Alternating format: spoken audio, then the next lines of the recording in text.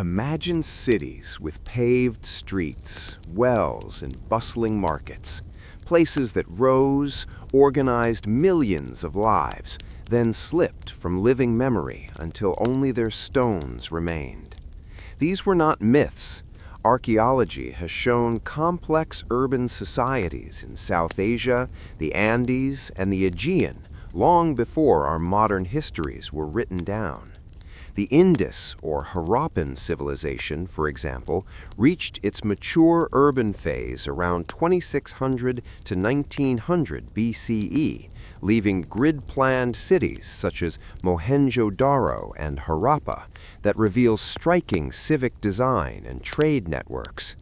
These sites are real, datable, and foundational to our understanding of early urban life. Yet sometimes the record goes silent. In coastal Peru, the Corral Supe, or Norte Chico complex, built monumental platforms and plazas as early as the 4th millennium BCE, long before many Old World cities, and then receded from prominence centuries later.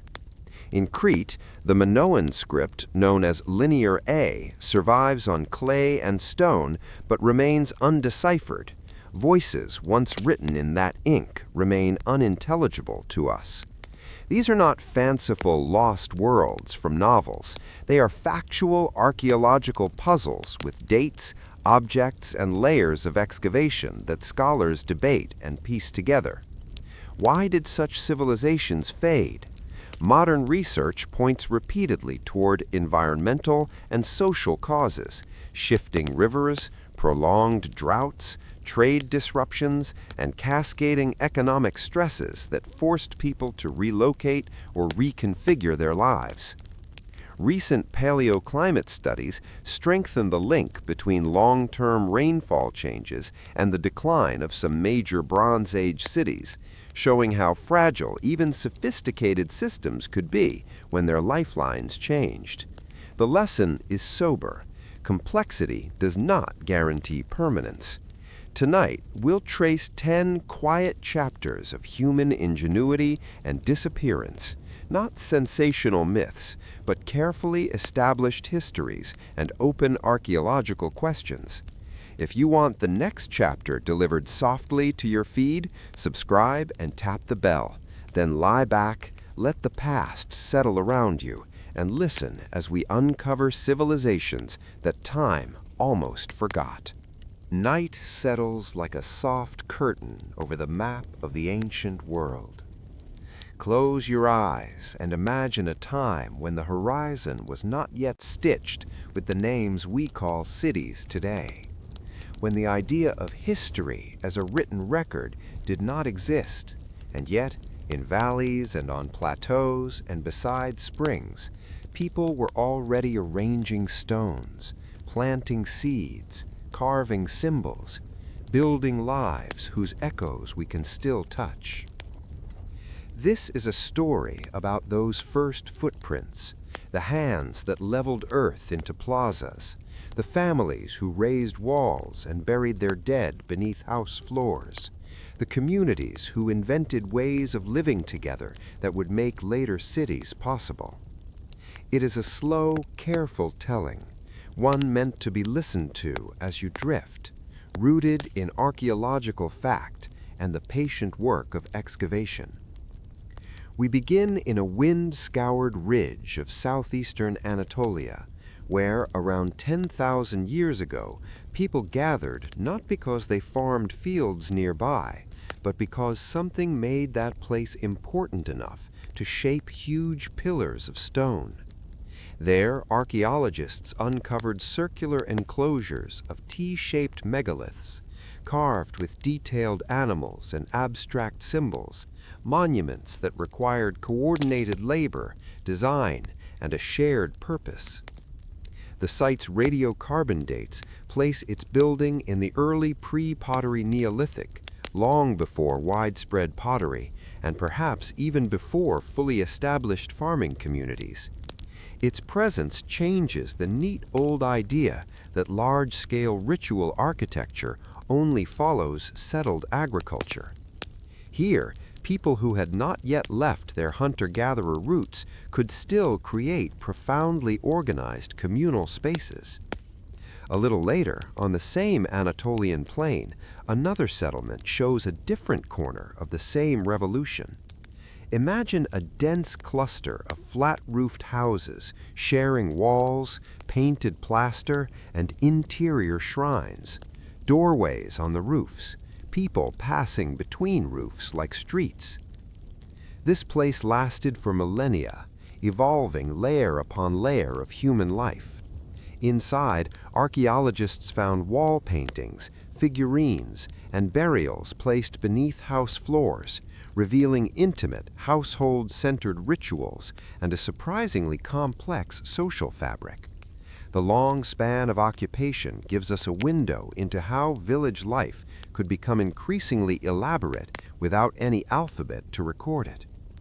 The evidence from this settlement, its dates, its art, its architecture, forms one of the clearest pictures we have of how sedentism and symbolic life intertwined in early farming societies. Walk further east, and the first stubborn human-made terraces of irrigation and storage emerge near springs and river floodplains. Where a reliable spring bubbled from the rock, small groups began to test the growing of wild cereals, selecting strains, keeping tame goats and sheep close at hand.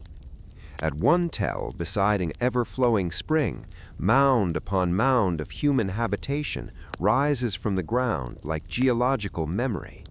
Charred grain, mud brick houses, the remains of a tower and a wall, evidence that people here sought to mark and shape their landscape in ways that would preserve food and time.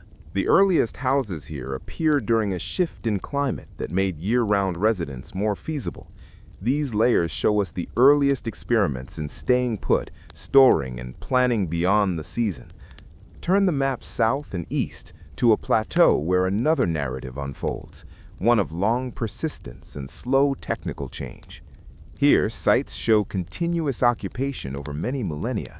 Early aceramic settlements where people were already making complex stone and bone tools, crafting beads from shells from distant coasts, and burying the dead with ornaments that speak of social differentiation. The archaeological sequence reveals an incremental but decisive move toward agriculture. Early wheat and barley cultivation, the management of herds, increasingly permanent houses built of baked and sun-dried bricks. These are not abrupt transformations, but layered processes. Some generations experimented with crops and animals, while others retained broad reliance on wild resources. The result, over centuries, was an economy that could support more people in denser settlements and permit the carving of time into seasons of planting, harvesting, and communal ritual. Across continents, the common thread becomes visible, people discovering ways to anchor themselves to place.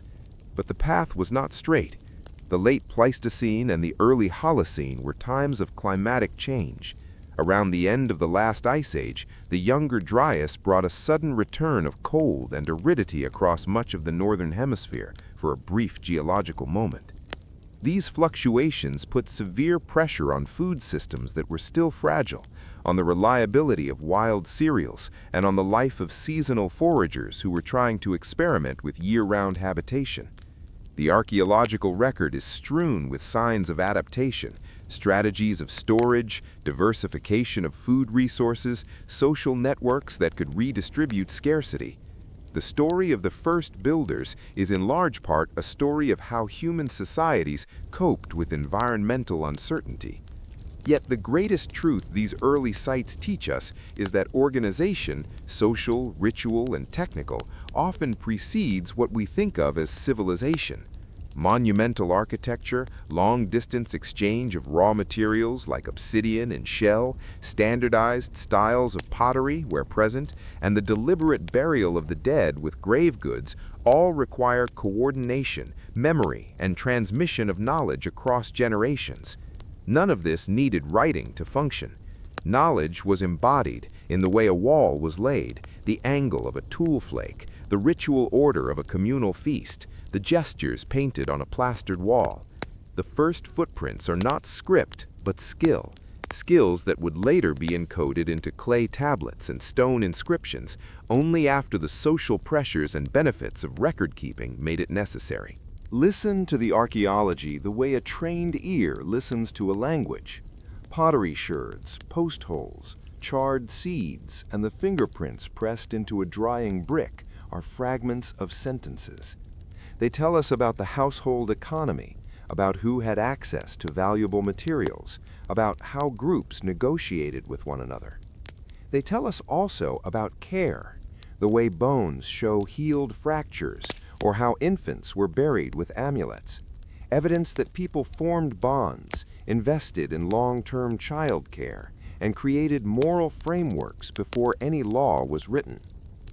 The human scale of these stories is important.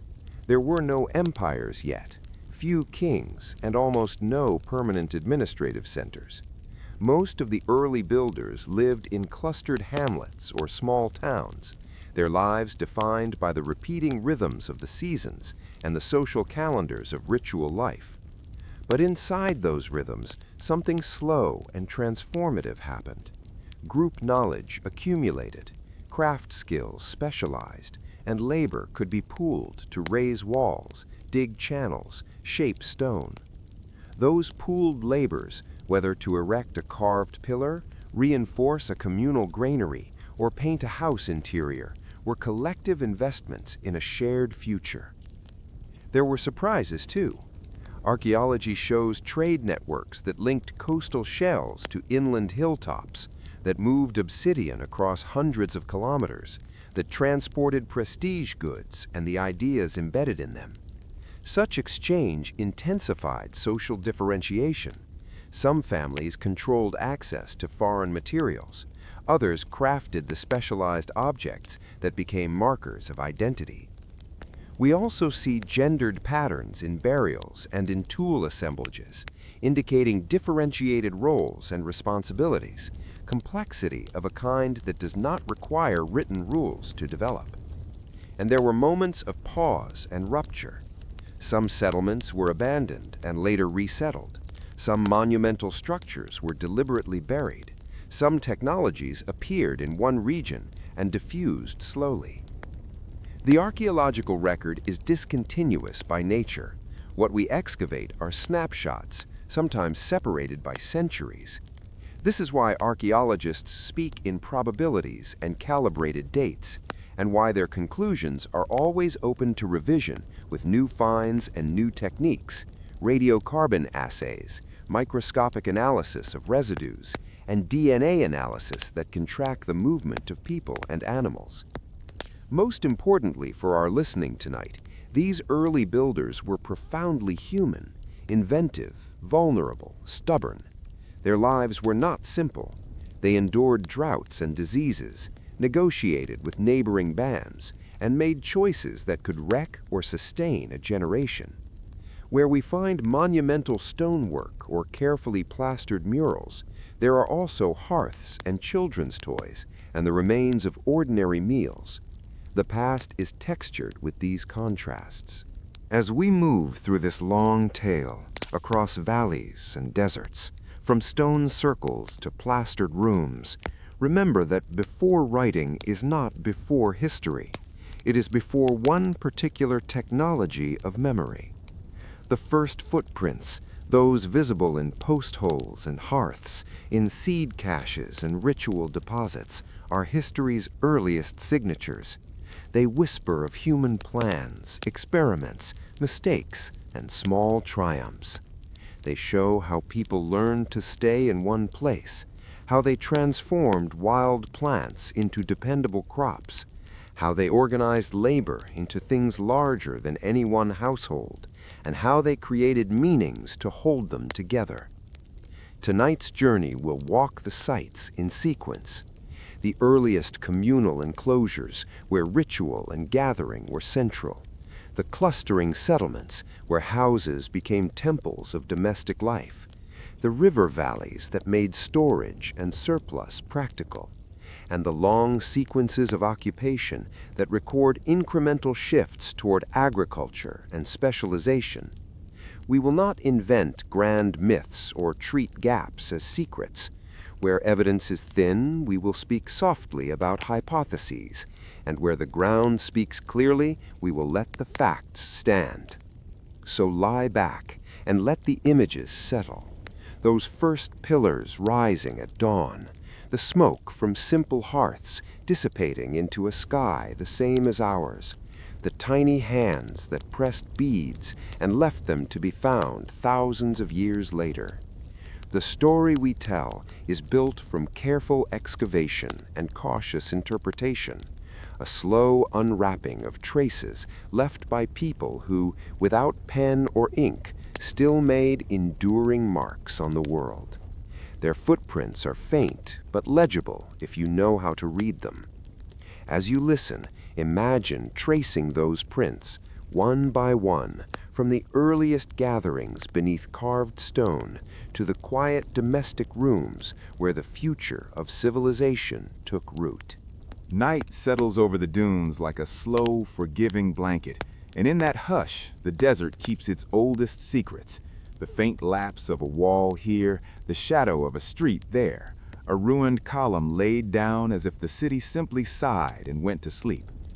These are not the sudden, dramatic cataclysms of legend, but quieter endings, oases that dried, trade routes that shifted, political orders that unraveled, so that once thriving towns were left to be erased by wind, reclaimed by drifting sand, or buried beneath the same landscapes that had first made them possible.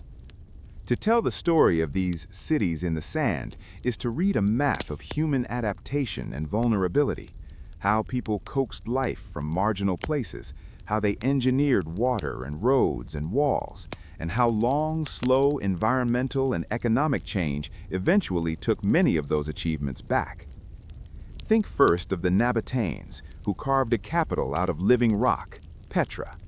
The city's facades, hewn into rose-red sandstone and hidden behind narrow gorges, look almost like a stage set for a vanished people. But Petra was an active hub of trade and administration from roughly the 4th century BCE into the early centuries of the Common Era. Its wealth came from caravans, incense, spices, textiles, moving between Arabia, the Levant, and the Mediterranean. Its engineers managed cisterns and channels that made an otherwise arid gorge hospitable for large populations. The city's decline was not violent collapse, but a long diminuendo. Shifts in trade routes under Roman rule, pressures from changing politics, and the gradual loss of economic centrality left Petra vulnerable. Later earthquakes damaged its infrastructure, and authority slipped away, until the site largely fell out of living memory until rediscovery in modern times. Petra's story is a clear lesson. In desert landscapes, the lifeblood of cities is often less stone than the invisible circuits of water and exchange that sustain them. Further east, the Tarim Basin offers another kind of vanishing, the abandoned Silk Road oases, where towns once stood as green islands inside a sea of sand. Lulan, on the edge of the Lop Desert, was occupied in antiquity and served as a waypoint on early overland routes across Central Asia. The settlement's fortunes were tightly bound to the course of rivers and the availability of water. When streams shifted or reduced their flow, irrigation failed and the wells ran dry. The familiar pattern follows in the archaeological record. Occupation layers end, walls collapse, and the wind fills the empty spaces. The abandonment of Lulan around the 3rd–4th century CE and the wider decline of several Tarim Basin towns aligns with paleoclimate and hydrological evidence that points to diminished river discharge and regional aridification, concrete environmental mechanisms, not mythic curses, that explain why these places were swallowed by desert. In the broad Sahara, another model emerges. Oasis states that engineered water beneath a furious sun. The Garamantes of the Fezzan Highlands, centered on towns like Jerma, built an underground irrigation network of fagaras, kanats, and practiced a mixed economy of agriculture, pastoralism, and long-distance trade. Their towns were real urban centers in a landscape often imagined as empty. Paved streets, fortified compounds, and evidence of craft production have been unearthed in their archaeological towns. But the Garamantian story is also one of limits. Over centuries, changing patterns of mobility, shifting trade routes as Mediterranean connections altered, and internal dynamics contributed to decline. Even sophisticated hydrological engineering could not fully insulate them from the Sahara's long-term climatic fluctuations and the geopolitical shifts that starved their markets. Theirs is a reminder that engineering genius can stretch resilience, but rarely makes a desert permanently benign. Palmyra, on the edge of the Syro-Arabian steppe, shows how political fortunes shape desert cities.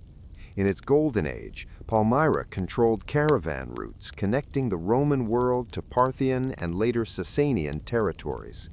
Wealth from trade produced grand colonnades and elaborate funerary towers. In the 3rd century CE, the city even produced a queen, Zenobia, whose brief challenge to Rome became legend. But Palmyra's prominence was a political balancing act.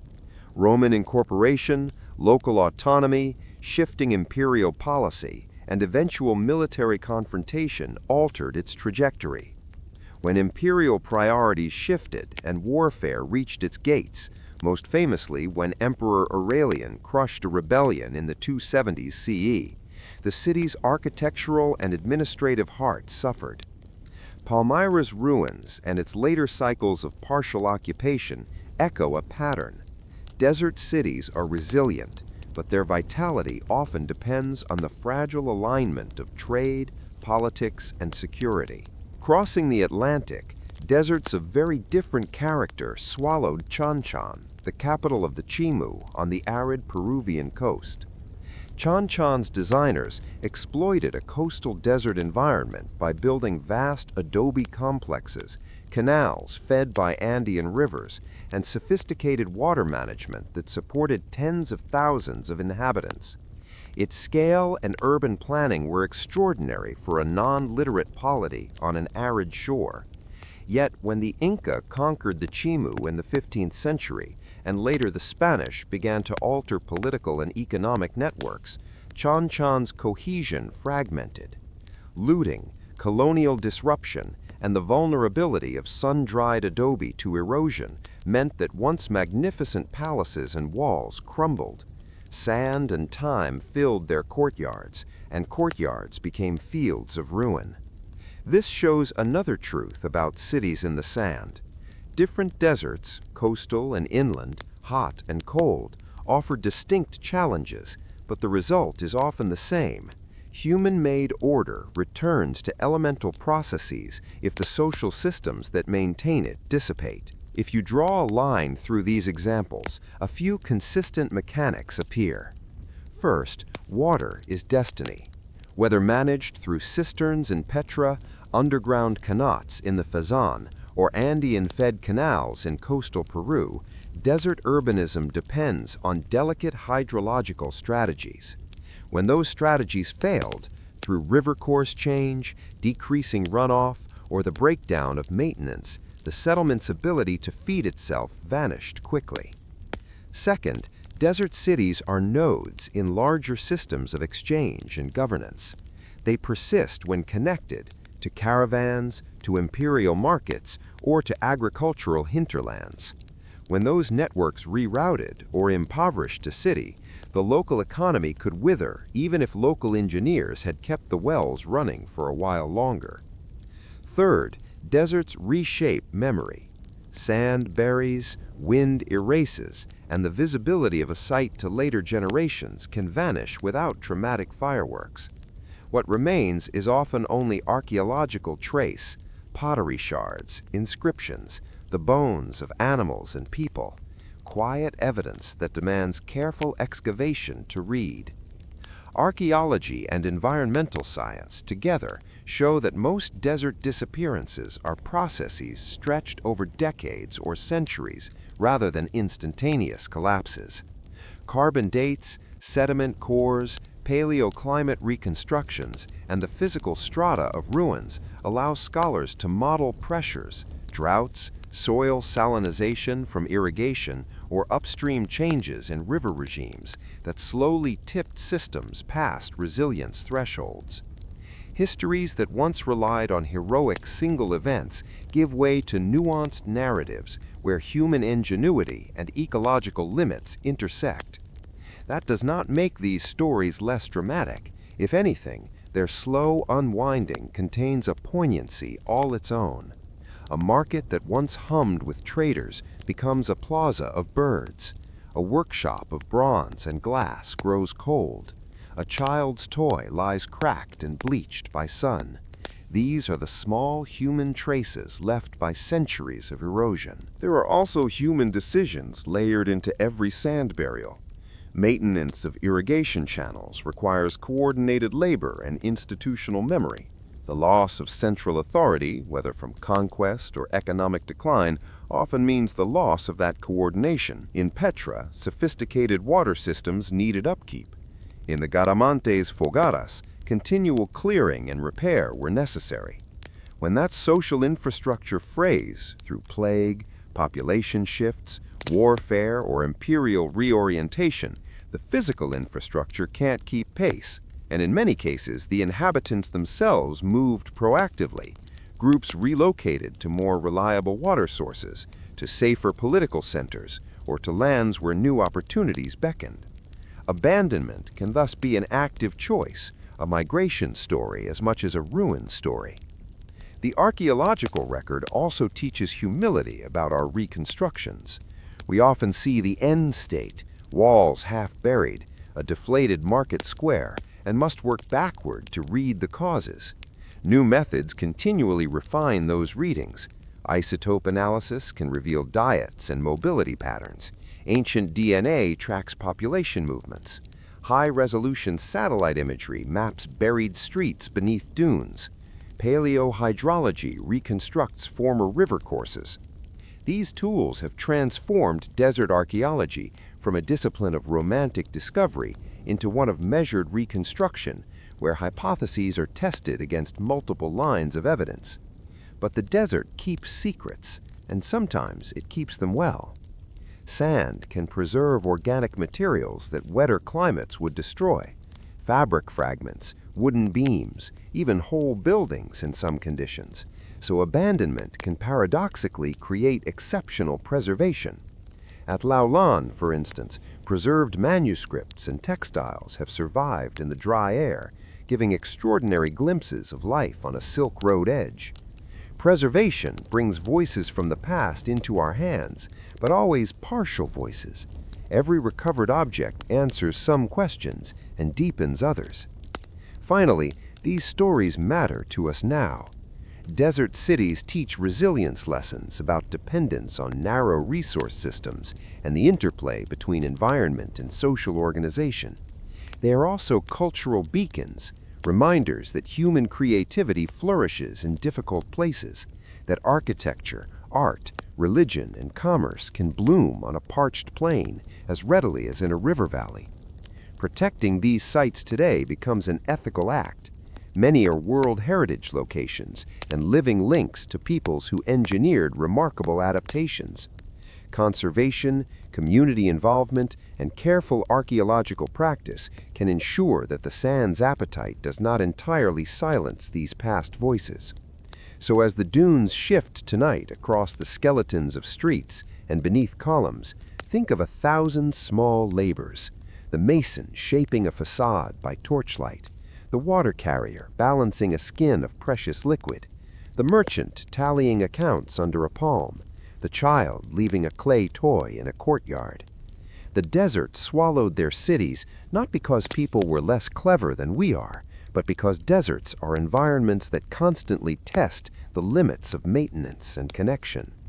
In the slate-gray dawn that follows any long night, the ruins remain, lessons in adaptation, warnings about overreach, and for those willing to listen, the quiet poetry of human endeavor against the patient, indifferent sweep of sand. Night settles softly across the old river valleys of our world, those broad belts of silt and slow water where humanity learned how to stay, how to plan, how to cooperate, and how to build lives that could outlast seasons. Before stone kingdoms rose in deserts, before mountains carried road networks, and long before writing tuned memory into script, there were the rivers, ancient, meandering, unpredictable lifelines. Along their banks, the earliest great societies emerged, quietly, steadily, through centuries of trial and adaptation. These river empires were not empires in the later imperial sense. Many were loose clusters of towns, villages, and ritual centers bound together by shared practices, irrigation systems, and economic rhythms. But they were advanced, sometimes astonishingly so, and much of their story now lies buried beneath alluvial plains, covered by millennia of shifting channels, silt layers, and abandoned riverbeds. Tonight, we walk through those landscapes in the mind, along the Nile, the Indus, the Tigris and Euphrates, the Yellow River, and forgotten tributaries that no longer flow. The story is slow, careful, grounded in archaeological consensus, not in myths of vanished super-civilizations, but in the real achievements of the people who mastered rivers long before cities like Rome or Athens existed. We begin where many human histories begin, the Fertile Crescent, a gentle, crescent-shaped zone stretching from Mesopotamia through the Levant. It was here that early farmers cultivated wild wheat and barley, domesticated sheep and goats, and gradually settled into permanent villages. But it was the great rivers of Mesopotamia, the Tigris and the Euphrates, that transformed scattered farming communities into complex societies. Their waters brought both richness and risk. Each year they could bless the land with fertile silt or devastate entire villages through sudden floods. Learning to read these rivers was the first major challenge. We know from sediment analysis and ancient levees that early Mesopotamians began shaping the land around 6,000 to 5,000 BCE, digging canals, building embankments, and coordinating irrigation systems that required collective effort. Villages became towns, towns became urban hubs, and by the 4th millennium BCE, the region hosted some of the world's earliest cities, Uruk, Eridu, and later and Lagash. But before these famous names emerged, there was a quieter revolution. Archaeology at sites like Tel Brak and Çatalhöyük shows layered evidence of population aggregation, social differentiation, craft specialization, and long-distance trade. These were not random clusters of huts. They were structured settlements with administrative spaces, shrines, and planned streets. The river valleys provided the surplus food that allowed some people to become potters, metal workers, traders, or priests. A river empire took shape not through conquest, but through cooperation, the management of canals and the storage of grain, the maintenance of dikes, and the annual negotiation with water. Now shift eastward to the Indus Valley, one of the most remarkable yet least understood river civilizations on Earth. By 2600 BCE, the settlements of Harappa, Mohenjo-Daro, Dholavira, and scores of smaller towns formed a vast, interconnected cultural sphere stretching across modern Pakistan and northwest India. Unlike Mesopotamia, where rulers and gods dominate inscriptions, the Indus Valley left no deciphered written record. What we know comes from architecture, tools, and environmental research. And what we know is extraordinary. Consider the cities, laid out in grid patterns with astonishing regularity, equipped with advanced drainage systems, private bathing areas, standardized brick dimensions, and highly organized craft districts. Mohenjo-Daro alone had an estimated population of tens of thousands, one of the world's largest urban centers at the time. Harappan engineers built reservoirs, wells, and terraced water structures that show intimate understanding of hydraulic principles. This is not speculation. Excavations reveal uniform drainage channels, sediment layers showing controlled water flow, and public facilities like the Great Bath that required sophisticated engineering. But rivers can give and take. Around 1900 BCE, many Indus settlements declined, and process-based research now points to environmental factors as significant contributors. The Gagar-Hakra river system, once robust, gradually lost volume. Monsoon patterns weakened. Water availability shifted from predictable to unreliable. The Indus story is not one of sudden collapse, but of adaptation and dispersal. Communities relocated, reorganized, and integrated with neighboring cultures. Long before archaeologists uncovered these ruins, the river had already covered much of their past, layering silt over workshops, wells, and courtyards until only faint outlines remained. Now travel west, to the Nile, a river that behaves differently than any other. The Nile floods were remarkably regular compared to the capricious Tigris or the retreating Indus channels. This regularity, influenced by East African rainfall cycles, allowed agricultural predictability rarely seen in antiquity. The early Nile Valley communities flourished because they could plan. By 4000 BCE, complex chiefdoms dotted the floodplain. They built storage silos, irrigation basins, and ceremonial centers. Archaeological surveys at sites like Hierakonpolis show evidence of administrative districts, elite burials, and early symbolic systems even before pharaonic Egypt emerged. What makes the early Nile societies unique is how they combined flood management with ritual authority. Leaders claimed the ability to mediate between people and the rhythms of the river. This blend of hydraulic management and spiritual legitimacy created stable governance structures that eventually unified Upper and Lower Egypt.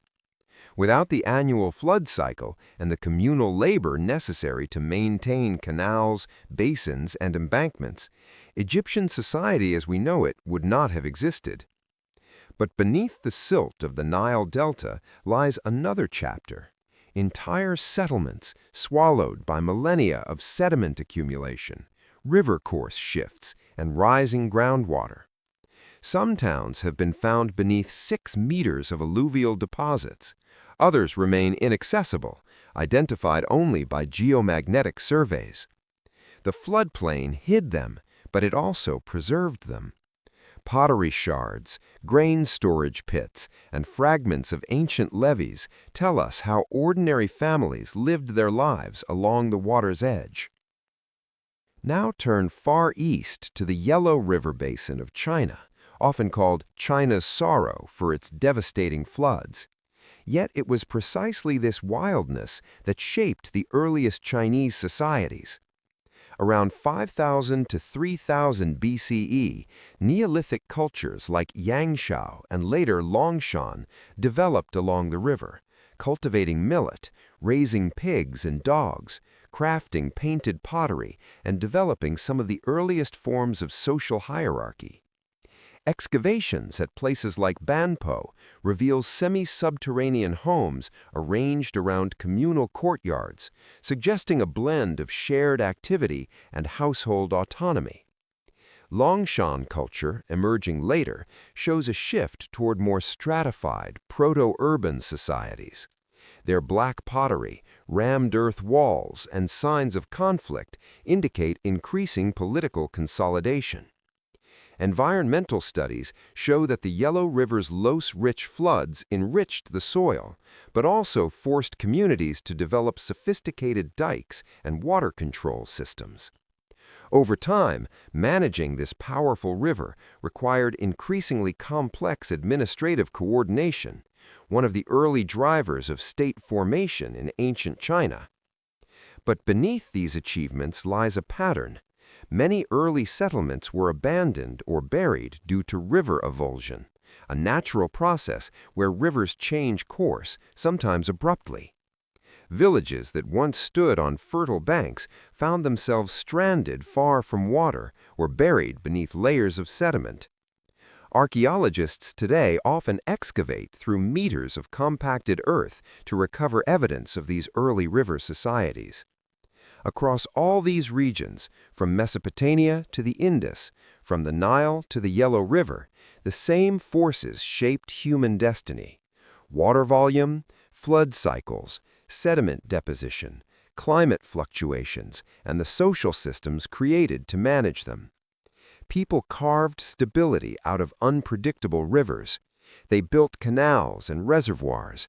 They monitored seasons and experimented with crops.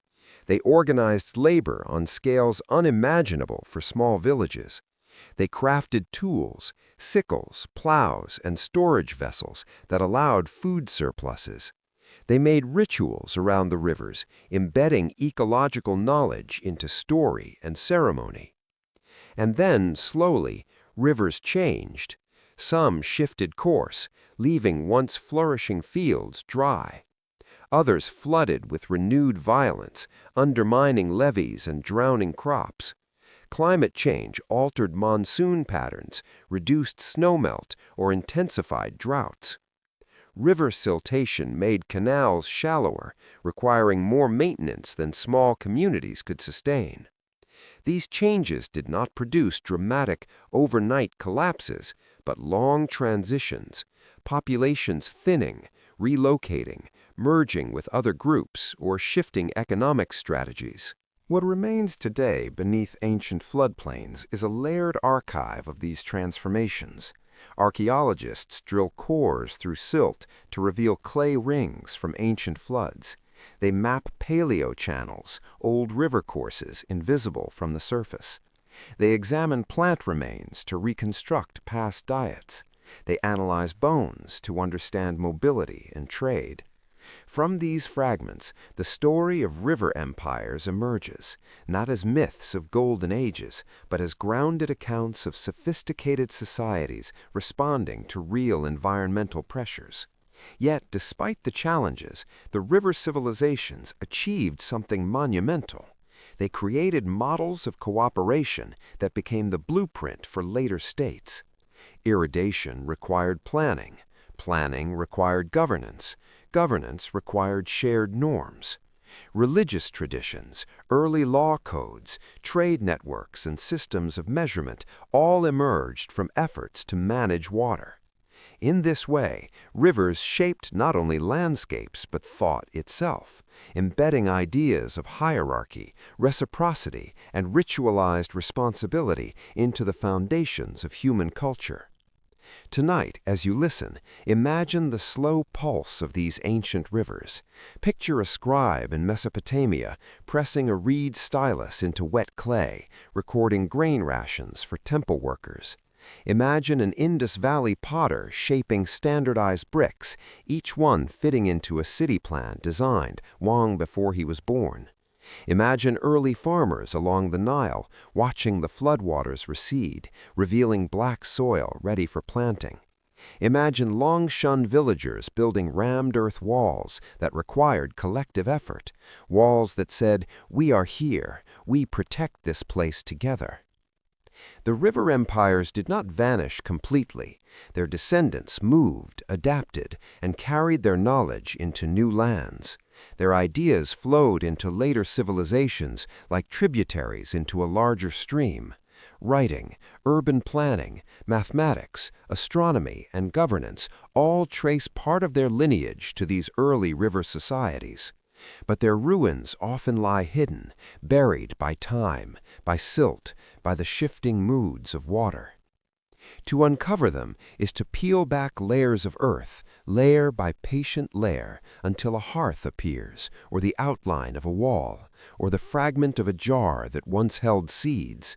It is to rediscover how deeply human history is tied to rivers, not in dramatic myths, but in steady daily labor, digging channels, sowing fields, storing grain, surviving floods, rebuilding after storms.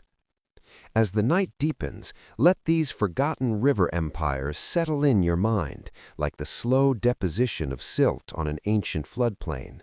Listen to their stories as the water once listened to the moon, quietly, rhythmically, shaping the land with each passing season.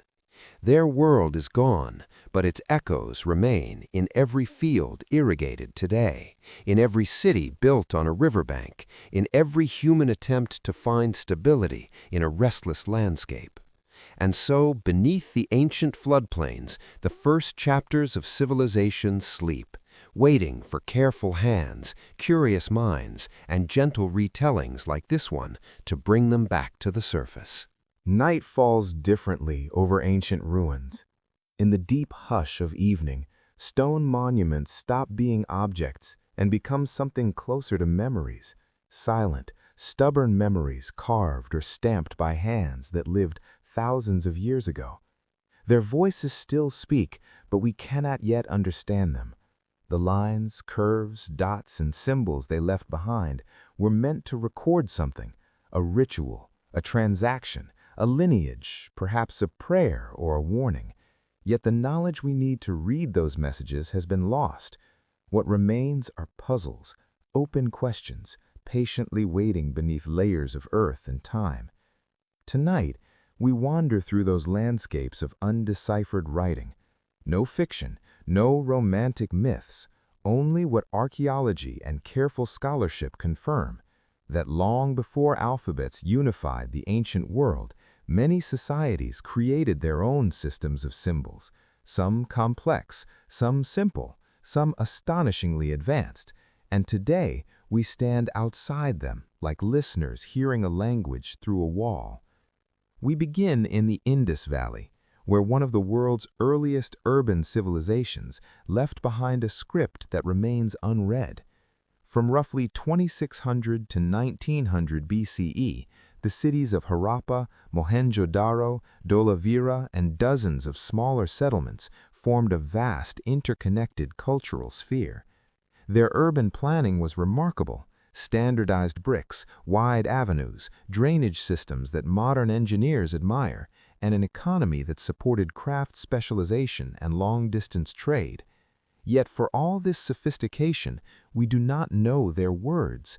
The Indus script appears on seals, tablets, pottery, copper plates, and even tiny ivory tags.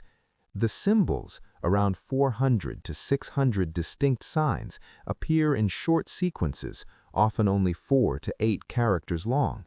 Too short for confident decipherment, too consistent to be random. Archaeologists agree it is a writing system, or at least a formal symbol system used for administration, property marking, or ritual identity. But unlike Egyptian or Sumerian, it has no bilingual key, no long inscriptions, no surviving cultural continuity to guide translation. Scholars debate whether it is logosyllabic, proto-alphabetic, or even a highly compressed administrative code. Without longer texts, all interpretations remain tentative. So the seals sit in museums, their animals and symbols as elegant and quiet as the riverbeds that once flowed beside their makers. Now shift westward to the island of Crete, where the Minoans developed multiple scripts long before Greek civilization flourished. Their earliest system, known as Cretan hieroglyphic, appears on clay seals and administrative tablets from around 2000 BCE. It features simple pictorial signs, heads, plants, tools, geometric shapes. Though influenced by earlier Aegean traditions, it stands on its own as a distinct writing system. A little later, another script emerges, Linear A.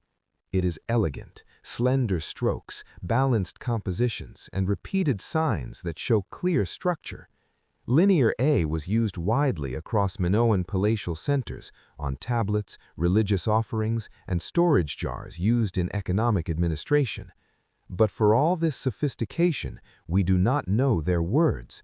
The Linear A script appears on seals, tablets, religious offerings, and storage jars used in economic administration, but the knowledge we need to read those messages has been lost. What remains are puzzles, open questions, patiently waiting beneath layers of earth and time. Travel now to Easter Island, Rapa Nui, where an enigmatic wooden script known as Rongo Rongo survives.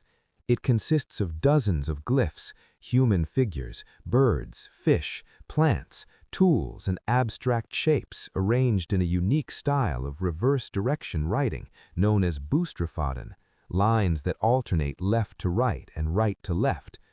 The tragedy is that by the time Western scholars documented the script, the island had already been devastated by slave raids, epidemics, and cultural collapse. The last knowledgeable chanters, the reciters who understood the tablets, were gone. Without them, Rongo Rongo became a mute witness. Most scholars believe it was a mnemonic device for chants, genealogies, or religious knowledge, rather than a full writing system.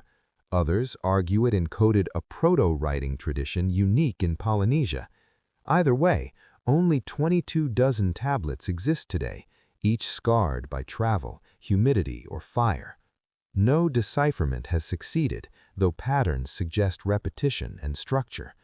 When you look at the tablets, you feel close to understanding, so close, but the final key has vanished. From a remote island, shift back to continental Asia, to the mountains of southern Anatolia and northern Syria, where the Bronze Age kingdom of the Hittites developed a script known as Anatolian hieroglyphs. Though parts of it have been deciphered, especially when bilingual inscriptions exist, the earliest phases remain difficult.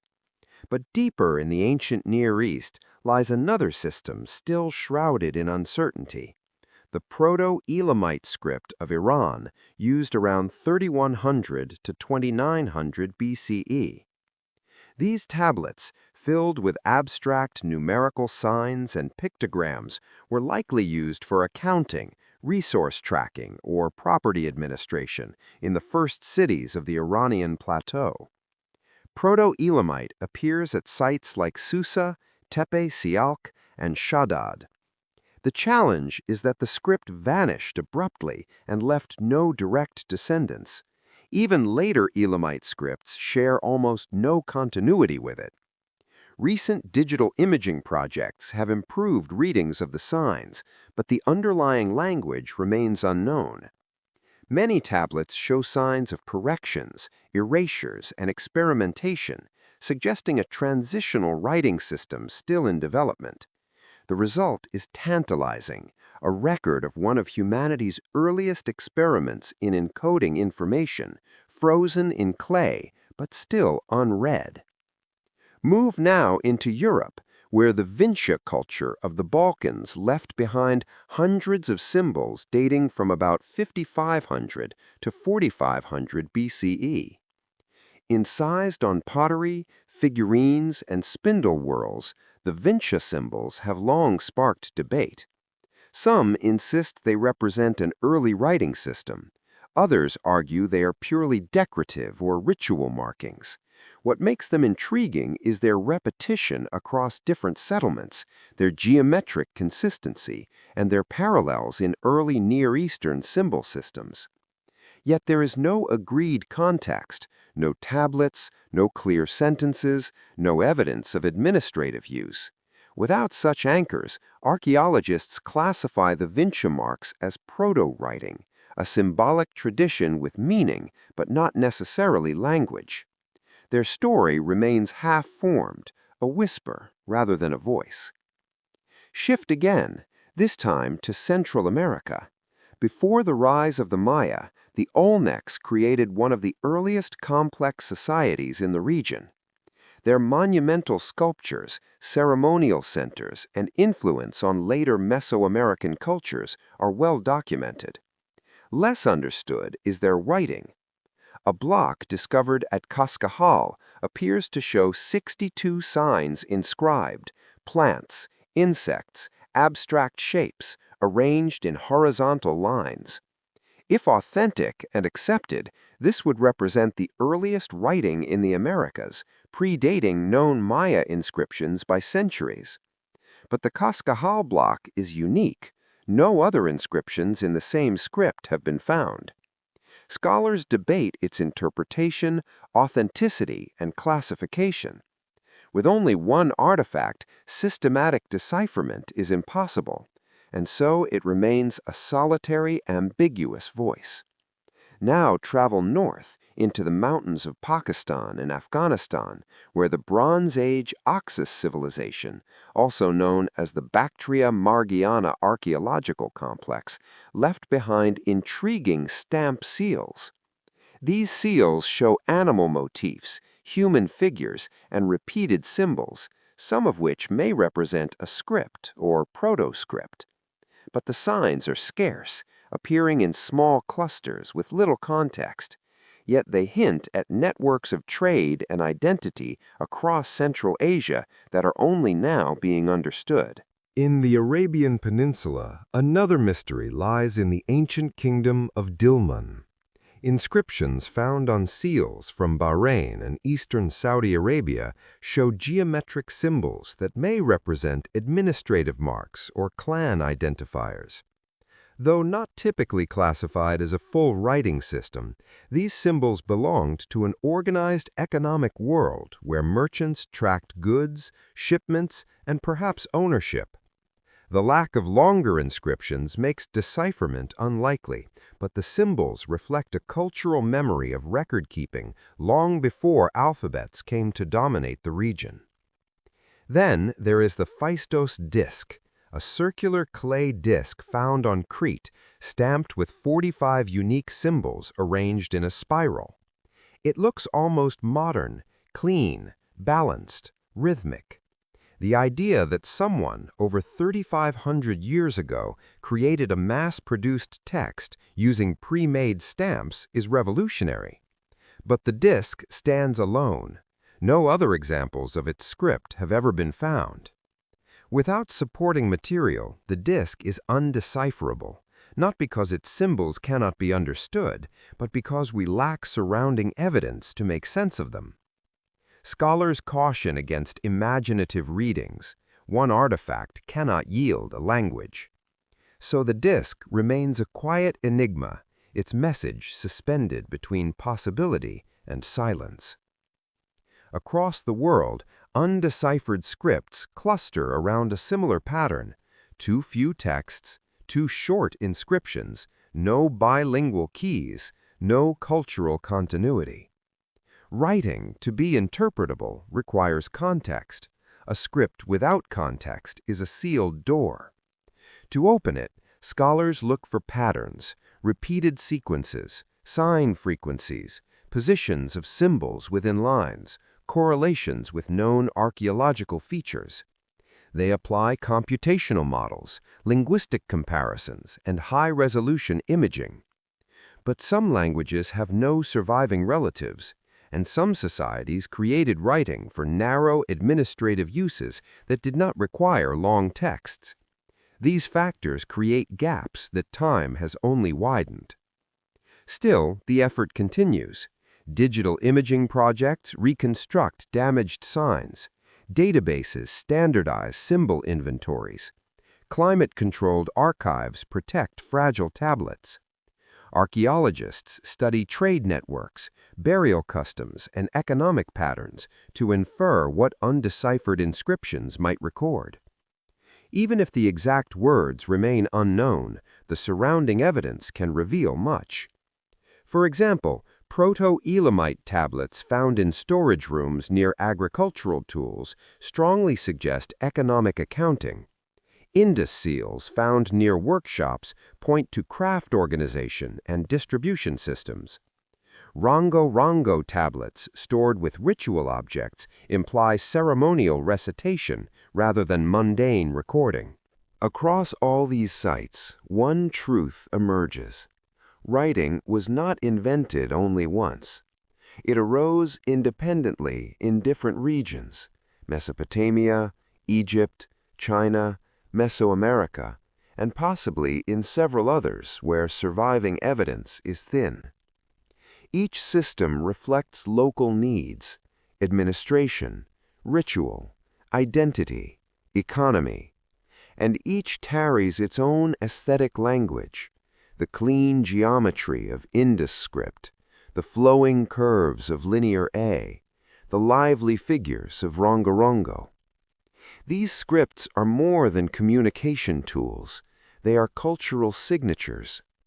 Tonight, as you drift into calm, imagine walking through a museum after closing hours. The lights are low, the halls echo faintly. You pass a case of Indus seals, tiny, intricate, carved with animals whose meanings you can only guess. You move to a tablet inscribed in linear A, its strokes elegant but indecipherable. Next, a rongo-rongo board, its rows of figures marching like dancers across polished wood. Each artifact hums with a quiet presence, as though holding breath, waiting, not for discovery, they have already been discovered, but for understanding. Think, too, of the people who made these symbols.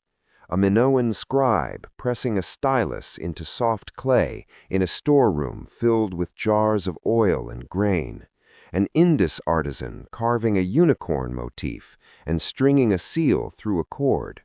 A Rapa Nui elder chanting genealogies before carving the next line onto a wooden tablet. A Proto-Elamite accountant marking quantities of grain or sheep. Each action was purposeful.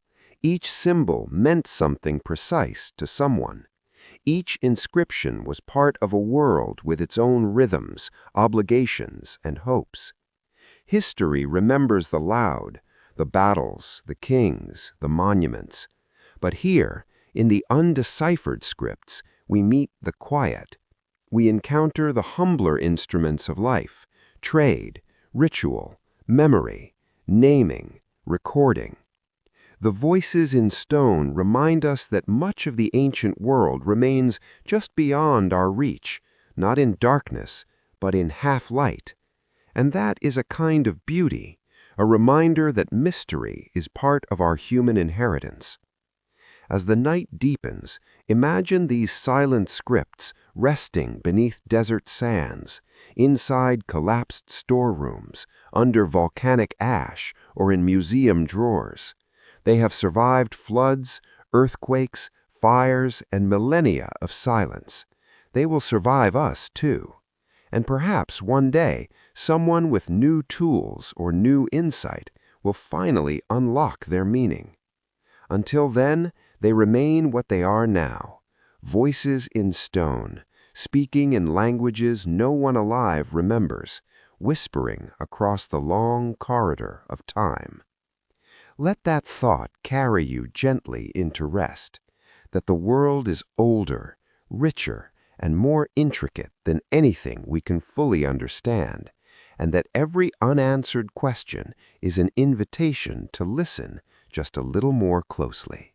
High in the mountains, where clouds drift low across the ridges, and silence settles on stone like a soft blanket, ancient civilizations once carved out lives that seem almost impossible to imagine today.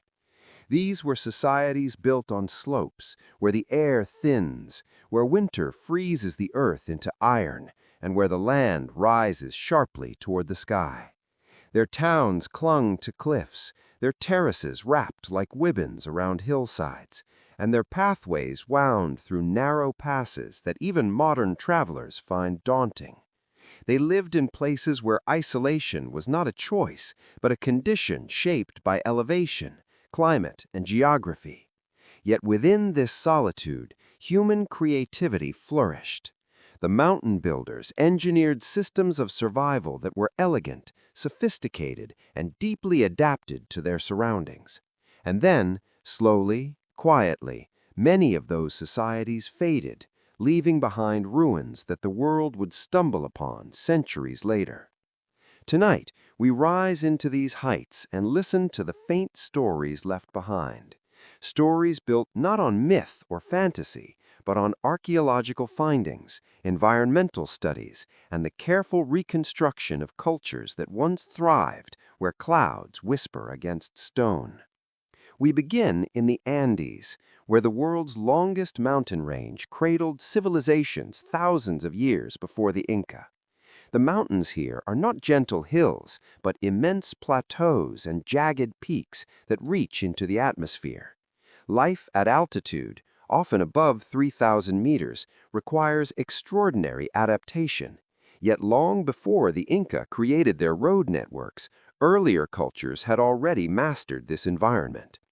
One of these was the Chavin culture, centered around the monumental site of Chavin de Huantar in the highlands of Peru.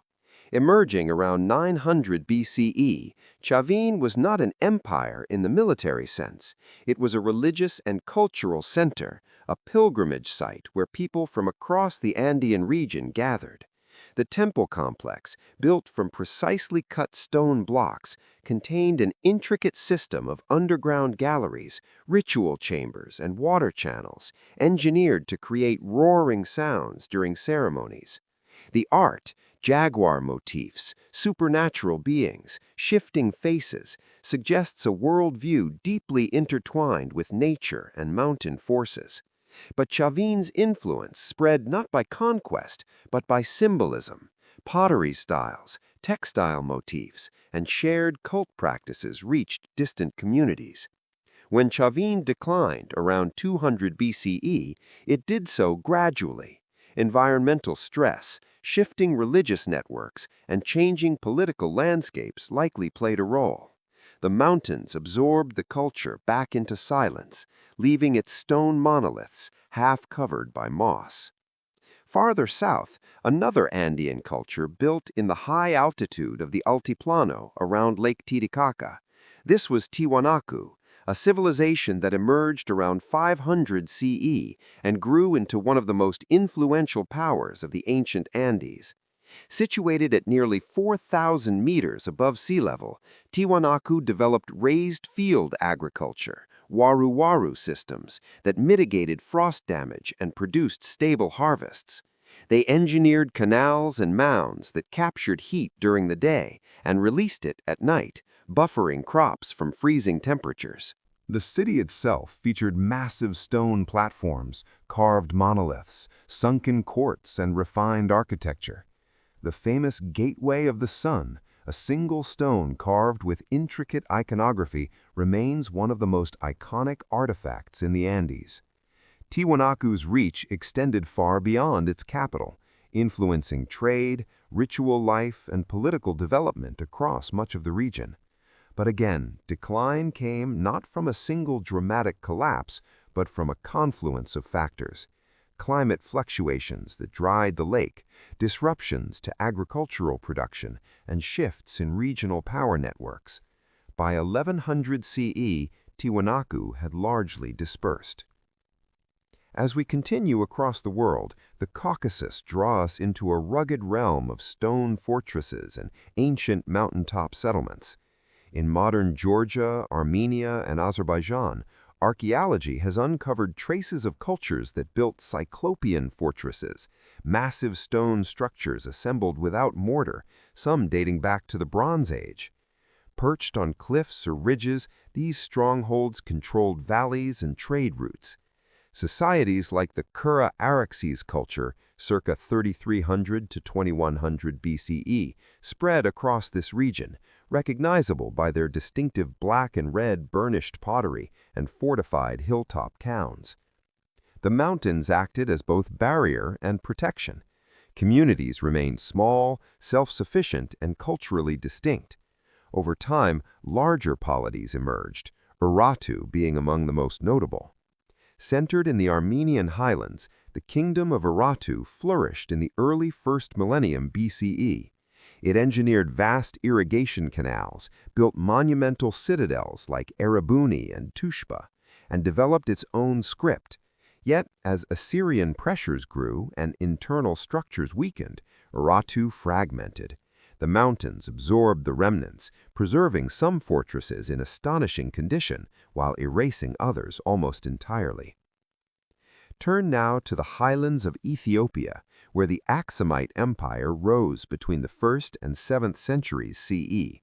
Though not as isolated as some mountain cultures, Aksum thrived partly because of its elevated terrain, which offered natural protection and access to unique ecological zones.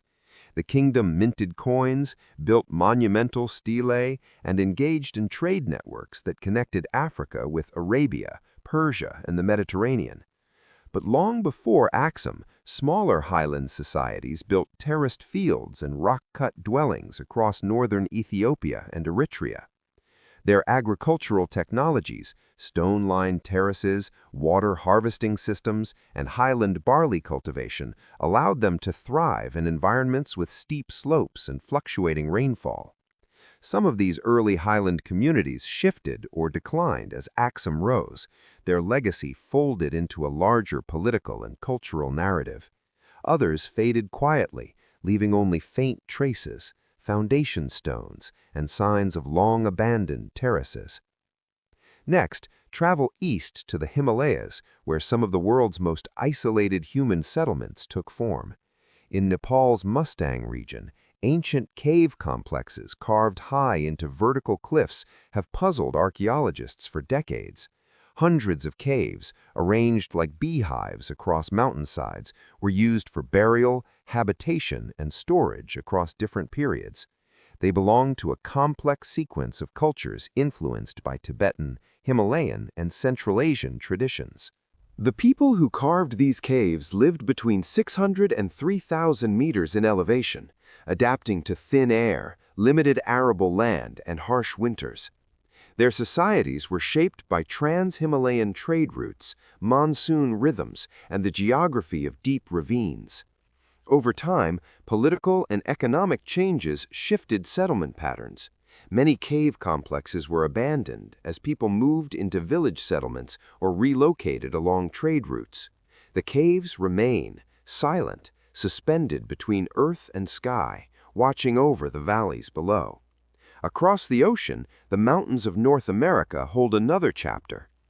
In the Appalachian and Ozark Highlands, the so-called mound builder societies developed sophisticated earthworks and ceremonial centers. While not all were mountain cultures, several important groups lived in elevated terrain.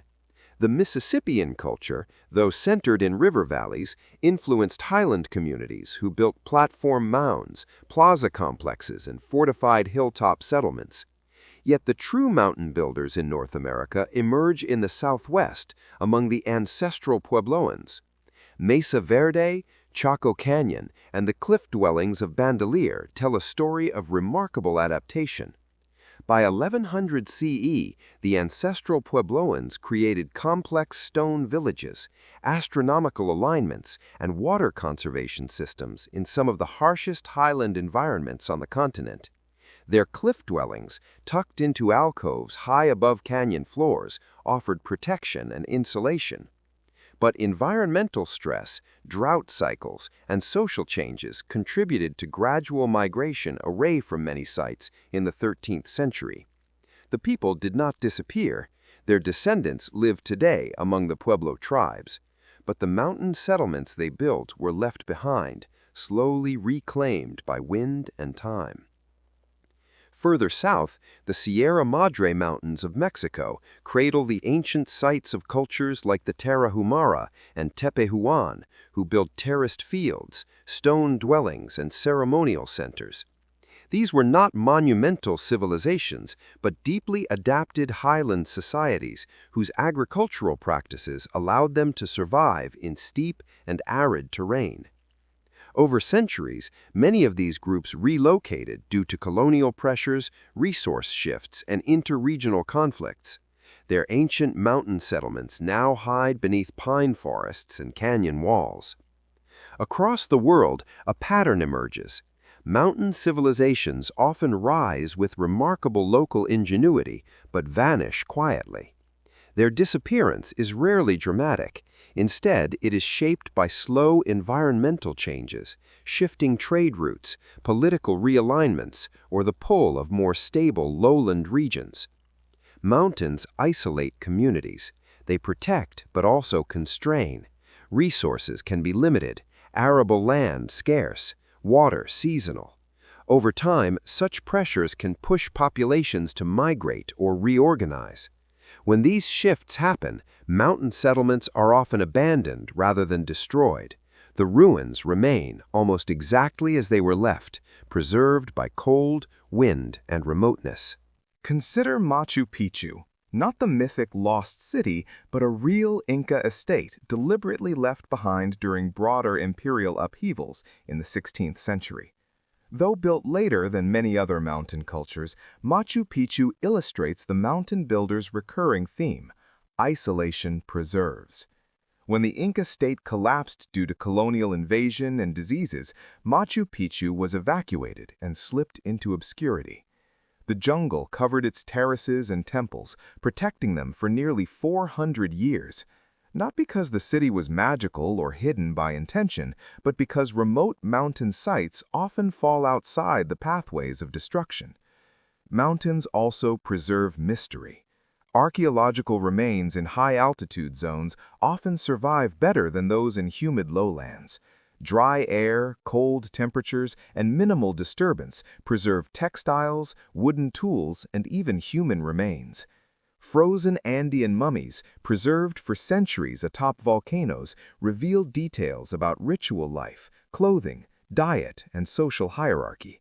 Similarly, caves in the Himalayas and southwestern United States protect pigments, pottery, and artifacts that would decay elsewhere. This preservation offers windows into cultures whose daily life is otherwise invisible. As we climb through these stories tonight, remember that mountain civilizations were not failures or anomalies. They were profoundly successful adaptations to difficult environments.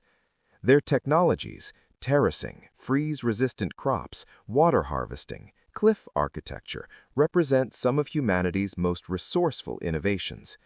Their religious traditions reflect close relationships with the natural world: mountains as ancestors, peaks as sacred beings, cliffs as thresholds between life and spirit.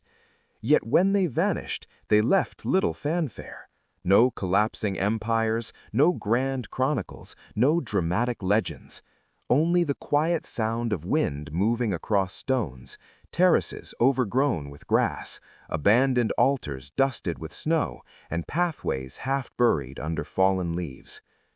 Tonight, as you drift toward rest, imagine these mountain worlds: a Chavin priest walking through a stone gallery lit by flickering torchlight, a Tiwanaku farmer tending waru-waru fields under a cold moon, an artisan in Urartu shaping a bronze charm atop a ridge, a Mustang villager lowering a clay pot into a cave chamber, a Pueblo community watching the sun align with a solstice marker on a sandstone wall.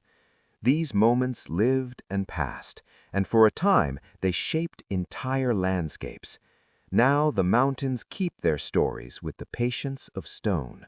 They hold them in terraces etched into slopes, in fortresses perched above valleys, in caves carved into sheer cliffs, in foundations hidden beneath soil and snow. Archaeologists uncover these traces slowly, respectfully, piece by piece, reconstructing histories of people who thrived in places where most would not dare to settle. Let this journey lift and calm you, a reminder that human resilience has taken countless forms, that isolation can foster brilliance, and that even the quietest civilizations leave echoes that endure across centuries. The mountain builders lived high, worked hard, adapted ingeniously, and vanished softly, yet their presence remains, woven into the ridges, valleys, and skyscraping peaks of our ancient world. Night falls gently over the world's oceans, turning their surfaces into wide mirrors that stretch toward the horizon. In that quiet darkness, it's easy to imagine the sea as a peaceful, eternal presence. But the ocean is a restless keeper of memory. It rises, withdraws, reshapes coastlines, buries islands, and exposes others.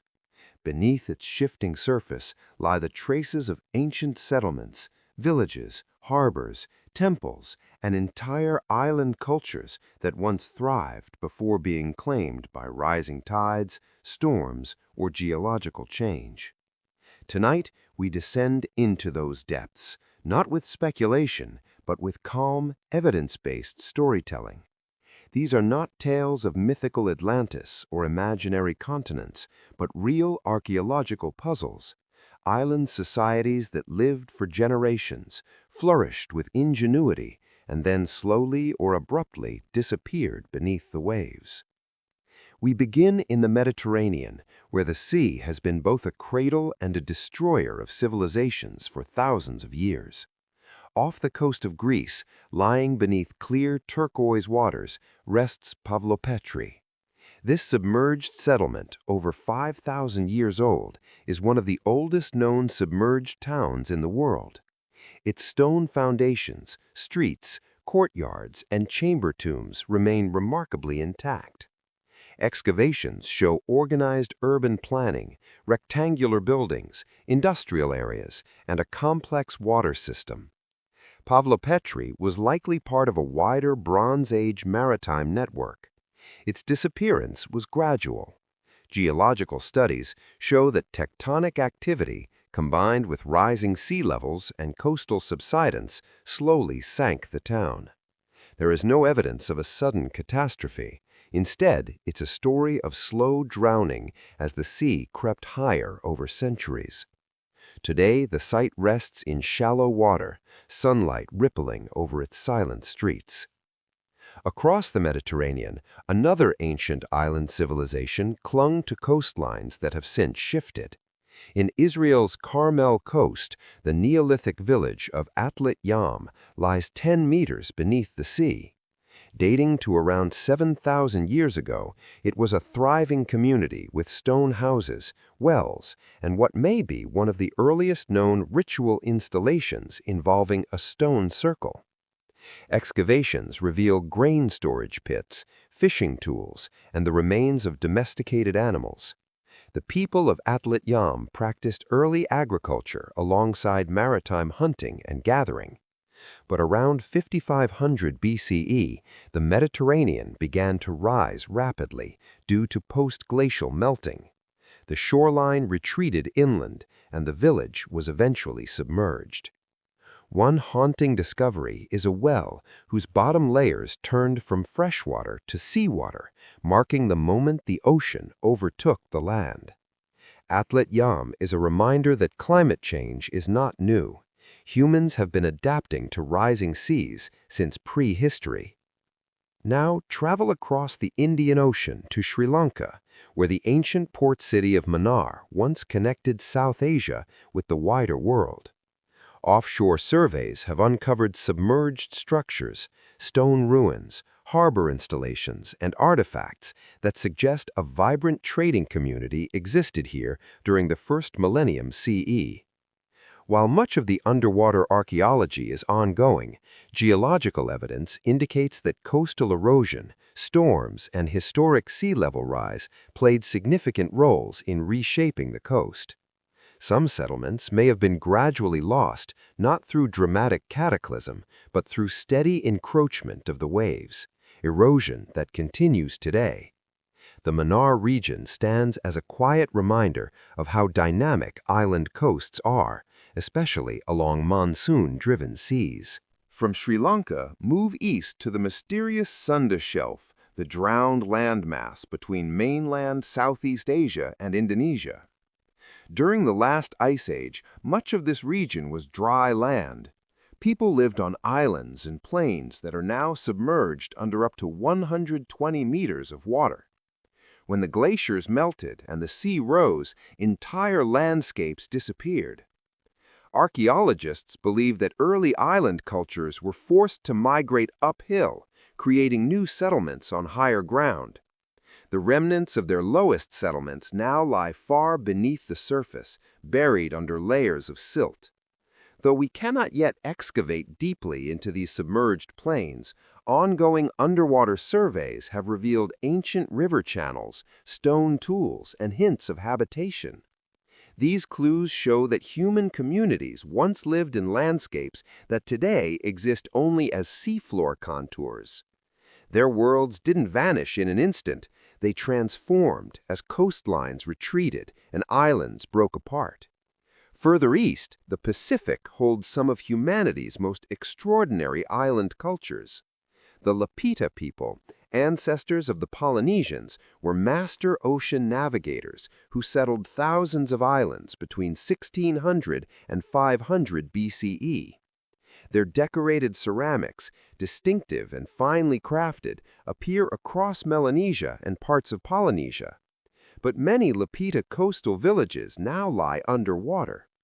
Rising seas, volcanic activity, and coastal subsidence gradually submerged settlements in places like Tonga and Vanuatu. Underwater excavations reveal hearths, pottery fragments, and remnants of houses once built on stilts. These villages were not destroyed by sudden tsunamis. Most were abandoned as coastlines migrated or as volcanic islands shifted. The Lapita story is one of movement, adaptation, and resilience, ideals that allowed their descendants to navigate the world's largest ocean. One of the most dramatic examples of island disappearance comes from the volcanic archipelagos of the Pacific. Off the coast of Japan lies Yonaguni, a site long popularized in sensational stories but grounded in real geological and archaeological investigation. The underwater formations of Yonaguni include terraces, platforms, and rectilinear shapes that at first glance resemble built structures. Geologists largely agree these formations are natural, shaped by tectonic uplift and wave erosion. Yet around these formations, divers have discovered artifacts and evidence of ancient habitation on nearby now submerged terraces. Although Yonaguni is not an underwater city, it sits within a broader pattern. During the last ice age, many islands in the Ryukyu chain had larger shorelines. Coastal settlements that existed then are now underwater. What lies offshore are not unnatural mysteries, but geological features that tell the story of changing sea levels and the shifting boundaries between land and sea. Travel now to the Caribbean, where early island cultures moved across the Antilles, developing distinct communities long before European contact. On islands like Antigua, St. Croix, and Puerto Rico, submerged archaeological sites indicate ancient villages, canoe landings, and middens that the ocean has reclaimed. Many of these were lost due to natural processes, hurricanes, erosion, and gradual sea level rise. The Caribbean's ancient peoples, known collectively as archaic, Cedrosan, or Saladoid cultures depending on the region and period, left behind ceramics, tools, and shell artifacts that reveal sophisticated maritime knowledge. Their submerged sites offer glimpses into how early islanders adapted to constant environmental change. Unlike cities on land, these settlements disappeared without leaving towering ruins. Their remains rest quietly beneath waves that have shifted shorelines for millennia. In the same ocean, the Bahamas hold one of the world's most intriguing underwater archaeological challenges. Much of the Bahama Bank is a submerged limestone plateau that was dry land during the last glacial period. This means early human settlements might lie up to 30 meters underwater today. Archaeologists have found caves containing ancient tools and human remains, evidence that prehistoric peoples ventured across what are now submerged corridors. The ocean slowly rose, flooding the caves and preserving organic material remarkably well. These submerged caves act as time capsules, storing fragments of cultures that lived on lands now erased from the map. In the Indian Ocean, near the Maldives and Seychelles, modern sea level rise and ancient geological shifts have revealed more stories. The Maldives, famous today for their coral atolls, were once part of a system of larger islands that changed shape dramatically as sea levels fluctuated over thousands of years. Underwater surveys near several atolls have found structures and reef-modified features that suggest early island habitation along coasts that are now submerged. In the Seychelles, granite islands contain underwater caves and rock shelters with archaeological potential. While much remains to be studied, these island groups illustrate how dynamic tropical coastlines are and how vulnerable they can be to rising seas. Closer to Africa, the Comoros archipelago offers another example. Formed by volcanic activity, the islands have undergone significant geological change. Submerged structures found off the coasts of some islands appear to be remnants of ancient harbors, stone walls, or settlement features, though erosion and coral growth have blurred their original shapes. These suggest early maritime cultures moving between Africa, Madagascar, and the wider Indian Ocean. Such cultures may not have collapsed dramatically. Rather, they evolved, migrated, or reorganized as the environment changed around them. But perhaps the most haunting oceanic disappearance occurred in the Bering Sea between Alaska and Siberia. The submerged landscape of Beringia, once a massive land bridge, supported human communities who hunted, gathered, and survived in a challenging environment. As the Ice Age ended, the sea rose and swallowed their world. Today, sonar surveys reveal ancient riverbeds and submerged shorelines where people once lived. The cultures themselves persisted, adapting as land disappeared beneath them. Their descendants are found among indigenous peoples of Alaska and Siberia, carrying forward traditions rooted in landscapes now underwater. Across all these oceans, Mediterranean, Pacific, Caribbean, Indian, Arctic, one truth repeats. Island and coastal civilizations are never static. They are shaped by tides, storms, volcanic eruptions, coral growth, earthquakes, and especially sea level change. Some settled too close to shifting shores. Others flourished for centuries before slow encroachment forced them inland. Some built harbors now hidden under sand. Others carved lives on islands that later split apart or eroded. What ties these stories together is not tragedy, but resilience. These societies adapted, migrated, rebuilt, and reimagined their worlds as the seas changed. Their submerged ruins are not symbols of failure, but reminders of how dynamic our planet has always been, and how deeply humans are connected to its rhythms. Tonight, as you listen, imagine diving slowly beneath calm waters. The light grows dim, and outlines appear. A stone wall, the corner of a house, a well, a line of pottery fragments lying where they fell. Schooling fish move through former streets. Coral grows on steps once used by families. A doorway opens into nothing but blue. The silence is complete, broken only by the pulse of your own breath. These places were once filled with life, voices calling, fires burning, boats landing, children playing. Their disappearance was not sudden. It was the long breath of the ocean, reclaiming land grain by grain. Night falls softly over the ruins of ancient civilizations, and in that quiet darkness the world feels older, deeper, and more mysterious.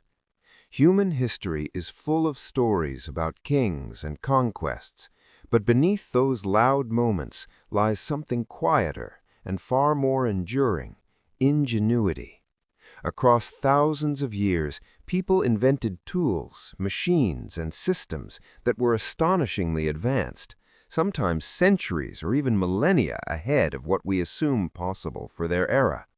These innovations did not vanish because they were magical or mysterious. They faded because societies shifted, wars interrupted knowledge, trade networks changed, or new technologies replaced the old.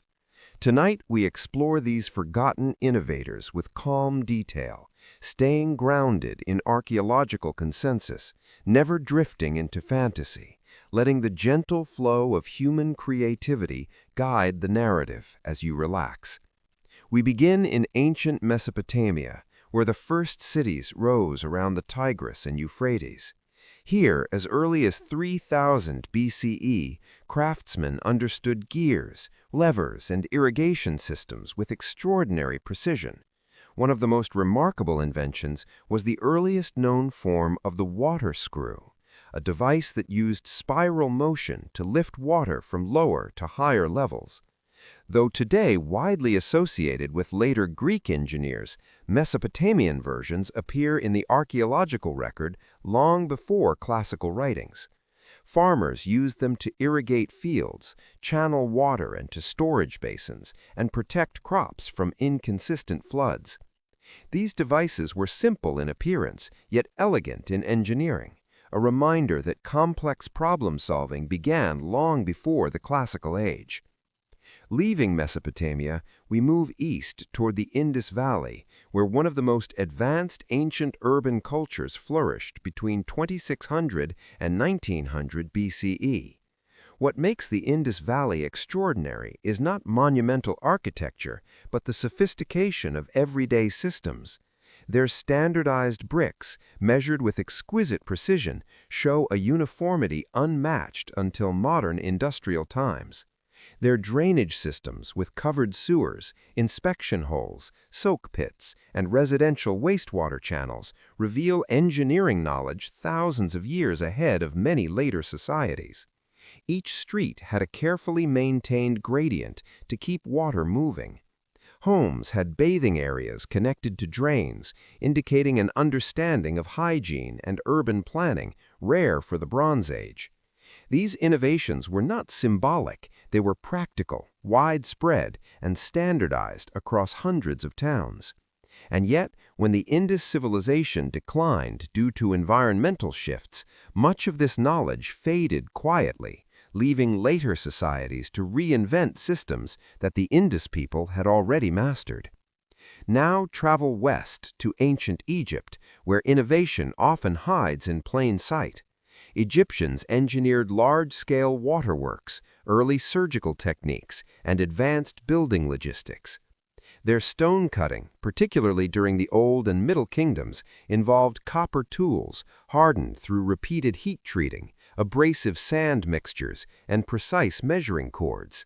The precision of some architectural alignments, especially the pyramids at Giza, reflects a deep understanding of astronomy and geometry. But beyond monumental feats, Egyptians pioneered technologies like early prosthetics, surgical stitches, medical instruments, and even rudimentary pregnancy tests based on grain reactions.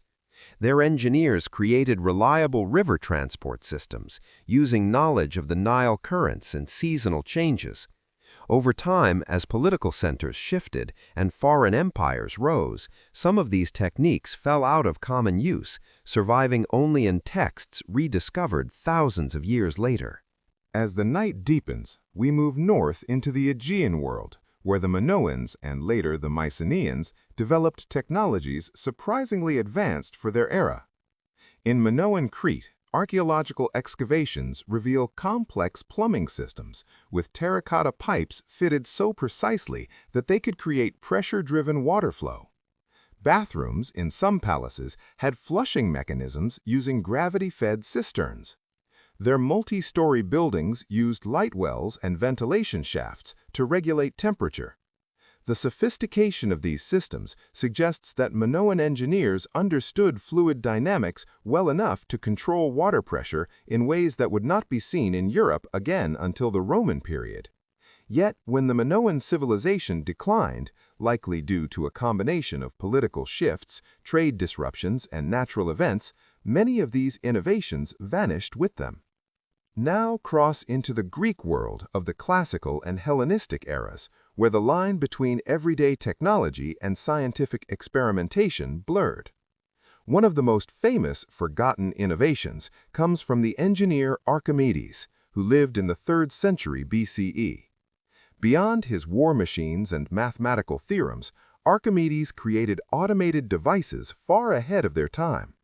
His compound pulley systems, water-lifting screws, and mechanical principles laid foundations for engineering that would not be matched in Europe until the Renaissance.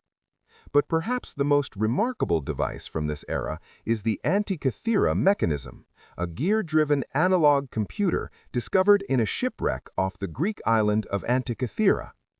Dated to around 150 to 100 BCE, it used interlocking bronze gears to predict lunar and solar eclipses, track planetary movements, and possibly model athletic calendars. Its complexity rivals that of medieval astronomical clocks built more than 1,000 years later. Scholars agree that nothing like the Antikythera mechanism survived the fall of the classical world. The knowledge that produced it did not vanish entirely. It migrated, transformed, and resurfaced, but the device itself stands as a quiet monument to forgotten brilliance. Sailing east, we arrive in ancient China, a civilization whose innovations often predate their appearance elsewhere by centuries. Chinese engineers developed crossbows with trigger mechanisms of astonishing precision, seismograph capable of detecting distant earthquakes, and early forms of blast furnaces for creating high-quality cast iron. Their papermaking, water-driven trip hammers, and hydraulic engineering techniques supported large populations and complex economies. One striking example of technology ahead of its time is the Zhanghang seismoscope from the 1st century CE, a bronze vessel with dragon heads that released small balls into the mouths of frogs to indicate the direction of distant seismic activity. This mechanical device was not magical. It was a sophisticated instrument grounded in the physics of inertia. Another example is ancient China's chain pump, used to lift water with exceptional efficiency, an invention that influenced irrigation technologies across Asia. These techniques were preserved through continuous tradition, yet some early versions disappeared as newer forms took their place. Moving south into Southeast Asia, the Khmer Empire, centered at Angkor, developed hydraulic systems unmatched anywhere in the medieval world. Between the 9th and 14th centuries, engineers constructed vast reservoirs, canals, and spillways to manage seasonal monsoon water. This allowed them to irrigate large agricultural zones and support one of the largest pre-industrial cities on Earth. Their barays, enormous artificial lakes, were aligned with astonishing precision and fed by complex channel networks. Although Angkor eventually declined due to political changes, shifting trade networks, and natural events, many of these hydraulic systems remain one of the greatest engineering achievements of the ancient world, an innovation so advanced that satellite imaging is still helping researchers understand its complexity. Cross the world again to the Americas, where ancient societies developed remarkable innovations adapted to their unique environments. In the Andes, the Inca mastered high-altitude engineering, stone terraces stabilizing mountainsides, freeze-proof agricultural systems, and rope suspension bridges that could span deep gorges. Their quipu, cords tied with structured knots, served as a data storage and accounting system capable of recording census numbers, labor contributions, and agricultural inventories. It was not a writing system, but a highly advanced information technology suited to an empire without paper or widespread literacy. Earlier Andean cultures also built sunken courts, astronomical observatories, and irrigation systems that allowed agriculture in harsh landscapes. Many of these technologies disappeared after the disruption of colonial conquest, leaving behind ruins rather than living traditions. In Mesoamerica, the Maya developed accurate calendars, astronomical models, and architectural resonances that manipulated sound. Some Maya structures were built with such acoustic precision that clapping in front of a staircase produces an echo mimicking a bird call, an effect created not through magic, but through careful design and knowledge of sound reflection. They also engineered corbelled vaults, water filtration systems using quartz sand, and agricultural terraces that protected fragile soils. The Maya collapse was not a single event, but a series of regional transformations influenced by droughts, resource pressures, and social reorganization. Their innovative technologies survived in fragments, carried forward by descendants, and rediscovered by researchers centuries later. Traveling north into North America, the Mississippian culture created large earthen platform mounds and urban centers with sophisticated planning. Cahokia, near modern St. Louis, had a skyline dominated by an enormous mound, larger in base area than the Great Pyramid of Giza. The society engineered palisades, plazas aligned to solstices, and agricultural systems supporting tens of thousands of people. But much of this innovation dispersed due to climatic fluctuations, social stress, and shifts in trade. The technologies did not vanish completely, they transformed and merged with other cultural traditions. As the night deepens, we shift from specific inventions to a wider reflection. Why do advanced technologies disappear? They do not vanish because they were supernatural. No ancient civilization possessed impossible or alien powers. Instead, technologies fade when the social systems that support them dissolve. Complex innovations require stable networks of training, trade, materials, skilled labor, and cultural continuity. When an empire falls, or when climate shifts, or when war disrupts infrastructure, the knowledge chain breaks. A device like the Antikythera mechanism might require multiple generations of specialized apprentices to produce. If the workshops close and the knowledge is not written down, it evaporates. Forgotten innovators were not mystical geniuses. They were practical thinkers, farmers, builders, scribes, metalworkers, astronomers, solving problems using the tools and observations available. Their brilliance lay in attention to detail, long-term experimentation, and cultural cooperation. Their technologies, though advanced, always had roots in clear needs: water management, food production, navigation, measurement, record-keeping, defense, ritual, or community organization. Tonight, as you drift deeper into calm, imagine these ancient innovators at work. A Mesopotamian engineer adjusting a water screw beside a canal. An Indus architect measuring bricks to exact ratios. A Minoan plumber fitting terracotta pipes beneath a palace floor. A Chinese artisan casting iron in a glowing furnace. A Lapita navigator watching the swell of waves under a star-filled sky. An Andean farmer building terraces stone by stone, creating fields where none should exist. Their hands shaped the world quietly. Their tools were practical but elegant. Their knowledge did not always survive, but their spirit of invention did. It lives in every modern engineering solution, every rebuilt city, every rediscovered technique. As you rest, let this thought settle gently. Human innovation has always been vast, diverse, and far older than we often imagine. For every known invention, countless others lie buried in ruins, written on tablets, hinted at in fragments, or preserved in the silence of forgotten workshops. And through these quiet stories, the past whispers not of mystery, but of endless human possibility. Let that thought settle softly as the night wraps around you, that across every age, people have been solving problems with care, courage, and quiet brilliance, sometimes so far ahead of their time that their achievements would not be fully recognized for thousands of years. Night settles over the ancient world like a soft curtain.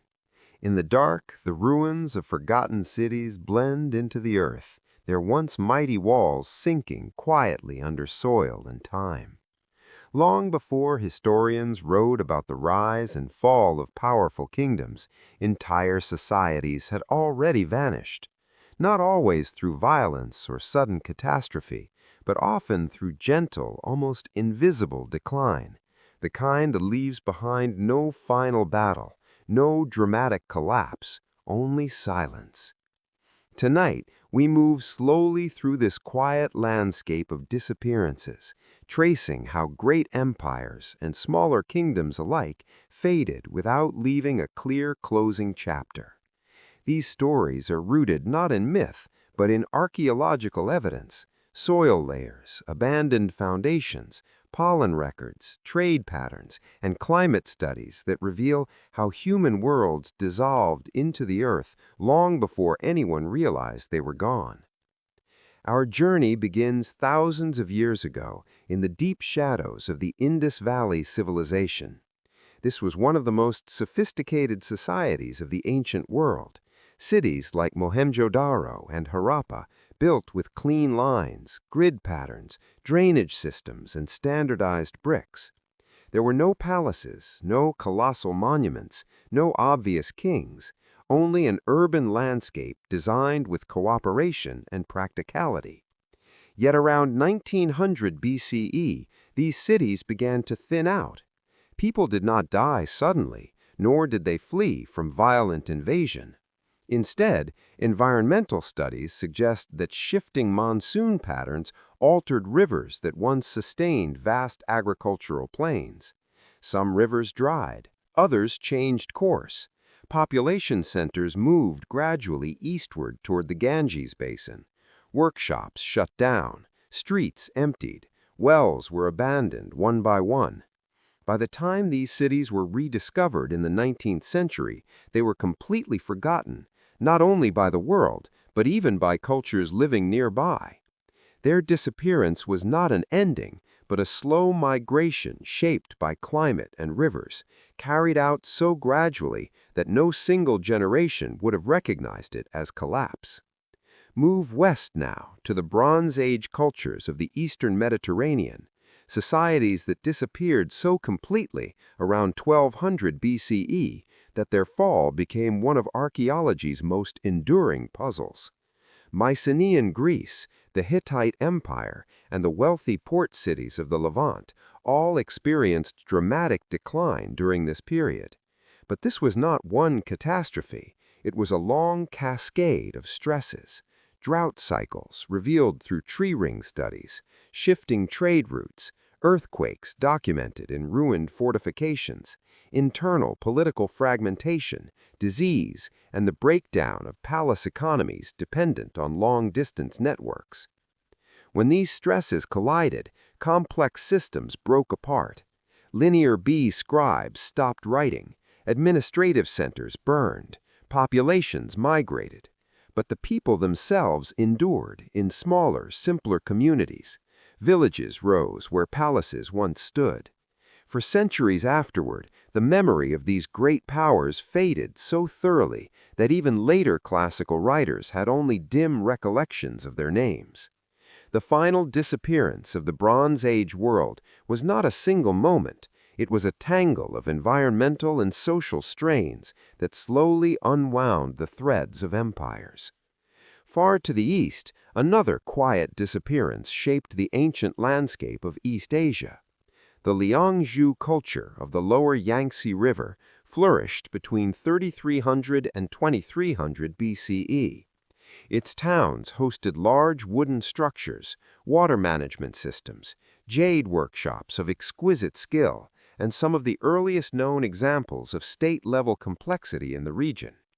But around 2300 BCE, these settlements were abandoned.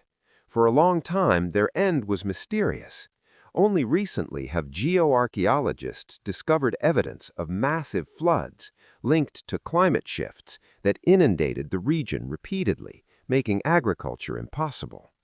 Rather than clinging to drowned lands, Liangzhu communities dispersed. The civilization dissolved not through war or decline of leadership, but through the simple fact that the environment no longer supported its way of life. And so its memory washed away, like the river itself, leaving behind jade artifacts buried in mud. Now, climb with me into the hills and high mountains of Anatolia, where the Hittite Empire once ruled vast regions of the ancient Near East. Their capital, Hattusa, was a marvel of engineering, massive fortifications, temples, libraries of cuneiform tablets, and royal archives documenting treaties and trade. Yet sometime around 1180 BCE, this empire vanished. Cities were abandoned, the capital burned, and administrative networks collapsed. But again, the disappearance was not a sudden obliteration. Studies of climate records from tree rings and lake sediments show severe, prolonged drought during the period. Food shortages strained the state. Internal rebellions grew. External enemies pressed against weakened borders. When the system could no longer sustain itself, the empire fractured. Small Neo-Hittite states survived for centuries, but the memory of the great empire faded from regional consciousness. When its clay tablets were discovered in the early 20th century, the world learned of a once powerful civilization whose fall had been so complete that even its name had been forgotten. From mountains to jungles, now cross the world to the Maya lowlands of Mesoamerica. Here, between 250 and 900 CE, Maya cities constructed intricate stone temples, observatories, and palaces. Their hieroglyphic writing recorded dynasties, rituals, wars, and astronomical cycles. Yet between the 8th and 10th centuries, many major Maya cities were abandoned. This disappearance, often called the classic Maya collapse, was not uniform. It unfolded across generations. Environmental studies show periods of severe drought in the region. Soil erosion reduced agricultural productivity. Trade routes shifted. Elite rivalries and warfare strained cities already under environmental pressure. As water reservoirs dried up and food systems faltered, populations moved north to the Yucatan or reorganized into smaller communities. Maya culture did not vanish. Their descendants still live across Mexico, Guatemala, Belize, and Honduras, but their great cities were reclaimed by forest. When explorers first saw them in the 19th century, they thought these ruins were relics of a lost civilization. They were not lost. They had merely receded from their monumental centers into everyday life, leaving behind stone cities swallowed by green silence. Now drift south to the Pacific coast of South America, where the Moche civilization thrived between 100 and 800 CE. Known for their incredible ceramics, metallurgy, and monumental pyramids, the Moche built complex societies along narrow desert valleys fed by Andean rivers. But the environment that sustained them was unpredictable. El Niño cycles brought extreme flooding, while La Niña periods produced crushing drought. Archaeological studies show evidence of both natural disasters and internal political challenges. Over time, individual Moche polities fragmented. Their temples and palaces were gradually abandoned. No grand destruction, no single moment of collapse, just a slow reshaping of society until the once powerful Moche centers faded quietly into the desert. Crossing that same continent, we move high into the Andean Altiplano, where Tiwanaku flourished between 500 and 1100 CE near Lake Titicaca. Their stonework was mathematically precise.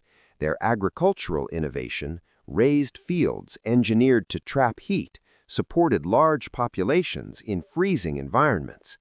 Yet around 1100 CE, Tiwanaku's influence declined. Paleoclimate records point to a prolonged drying of the region. As water levels fell, agricultural output declined. Without surplus food, political cohesion weakened. Tiwanaku dissolved into smaller regional groups. Its stone monuments remained, but the people reorganized their lives according to new environmental realities. Their disappearance was gradual, a quiet reordering rather than a collapse.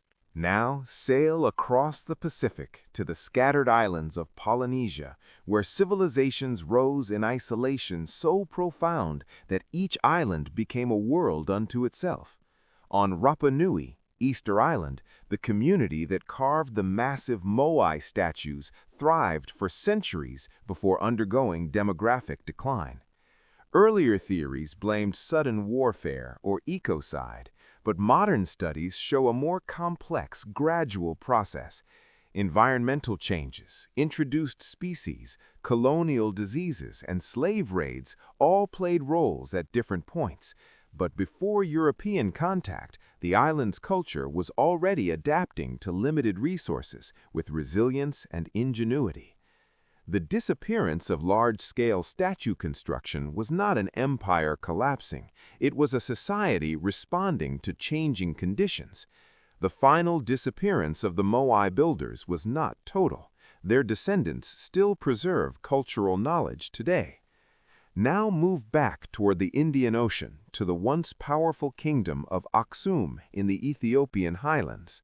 Aksum minted coins, built monumental stelae, and connected Africa with the Roman world, Arabia, and India.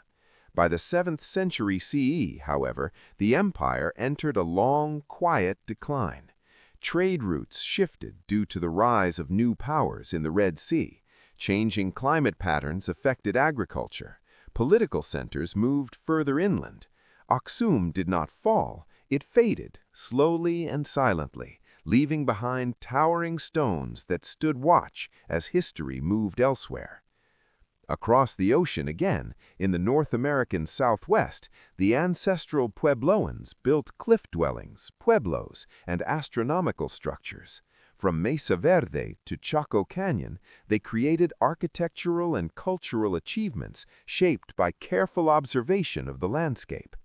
But around the late 1200s, many major settlements were abandoned. Drought, resource stress, social reorganization, and migration all contributed. Yet their disappearance was not an ending. Pueblo communities today are the descendants of these ancient builders. The monumental structures were left behind simply because people moved on, adapting to new challenges. In Africa's Sahara, long before the desert expanded to its modern form, thriving urban centers like the Garamantian Kingdom created oasis cities with underground irrigation channels. But as climate shifts reduced water availability, these cities lost their lifelines. The Garamantes faded, not in battle, but as their environment changed around them. Desert sands covered their towns, preserving them until modern archaeology began to expose their remnants. Across every continent, one truth emerges. Civilizations rarely disappear overnight. Their final disappearance, the moment when memory dissolves, comes long after the people have migrated, reorganized, or adapted. Empires fade when water systems fail, trade networks collapse, climate changes stress resources, political structures weaken, disease reduces populations, economic models no longer function, communities choose mobility over monumentality. These are slow-motion events. A parent might notice that a canal brings less water than last year. A farmer might see yields fall after successive droughts. A ruler might discover that traders have stopped coming. Over generations, cities shrink as families leave. Buildings fall into disrepair. Roads are overgrown. Ritual centers become less central. Eventually, the last caretaker walks away, and the silence begins. The stories we followed of cities drowned by shifting rivers, desert towns abandoned when trade moved, palace economies that unraveled under drought, converge on a few clear, evidence-backed lessons. First, complex societies are deeply entangled with their environments. When the Gagar-Hakra Indus system and monsoon patterns shifted around 1700 BCE, urban networks that depended on predictable water and crops dispersed or reorganized. The archaeological and paleoclimate record shows gradual migration rather than a single violent end. Second, political and economic systems that rely on long supply chains and centralized coordination are vulnerable to multi-pronged stress. The so-called Late Bronze Age collapse around 1200 BCE is now understood not as one sole cause, but as the outcome of interacting stresses, climate anomalies, earthquakes, disruption of trade networks, population movements, and social unrest that produced cascading failures across regions. That lesson matters today because global systems likewise amplify local shocks. Third, environmental change often acts as a force multiplier rather than a sole villain. In the Maya lowlands, high-resolution climate records link prolonged drying episodes to political fragmentation and urban decline in the terminal classic period. Yet some cities adapted better than others, depending on water infrastructure and trade connections.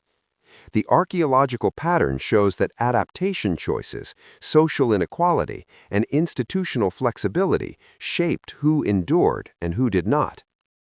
Fourth, infrastructure matters, and so does its maintenance. Angkor's vast hydraulic network enabled a metropolis of unprecedented scale, but decades-long swings between drought and extreme monsoon rains stressed that system. When labor, governance, or knowledge needed for upkeep weakened, the system's productivity declined and urban functions contracted. The message is practical. Designing large systems must include plans and institutions for long-term maintenance under variable conditions. Finally, how we reconstruct these lessons is itself a model for decision-making. Archaeologists combine multiple lines of evidence, tree rings, stalagmites, lake and marine sediments, settlement patterns, and dated artifacts to form nuanced, testable narratives about past change. Those multi-proxy methods show that simple one-cause stories almost always miss important interactions. Informed policy and resilient design should do the same, using diverse data streams rather than single indicators. The past is neither doom-laden prophecy nor irrelevant antiquarian tale. It offers grounded, repeatable lessons about environmental limits, the fragility of long supply chains, the central role of institutions and maintenance, and the reality that inequality shapes vulnerability. We inherit not only the technologies and ideas of former societies, but also their mistakes and the practical templates for adaptation. Listening to those buried voices helps us build systems that are more flexible, better monitored, and more equitable. And that, unlike many ancient projects, can survive not just for a generation, but for many.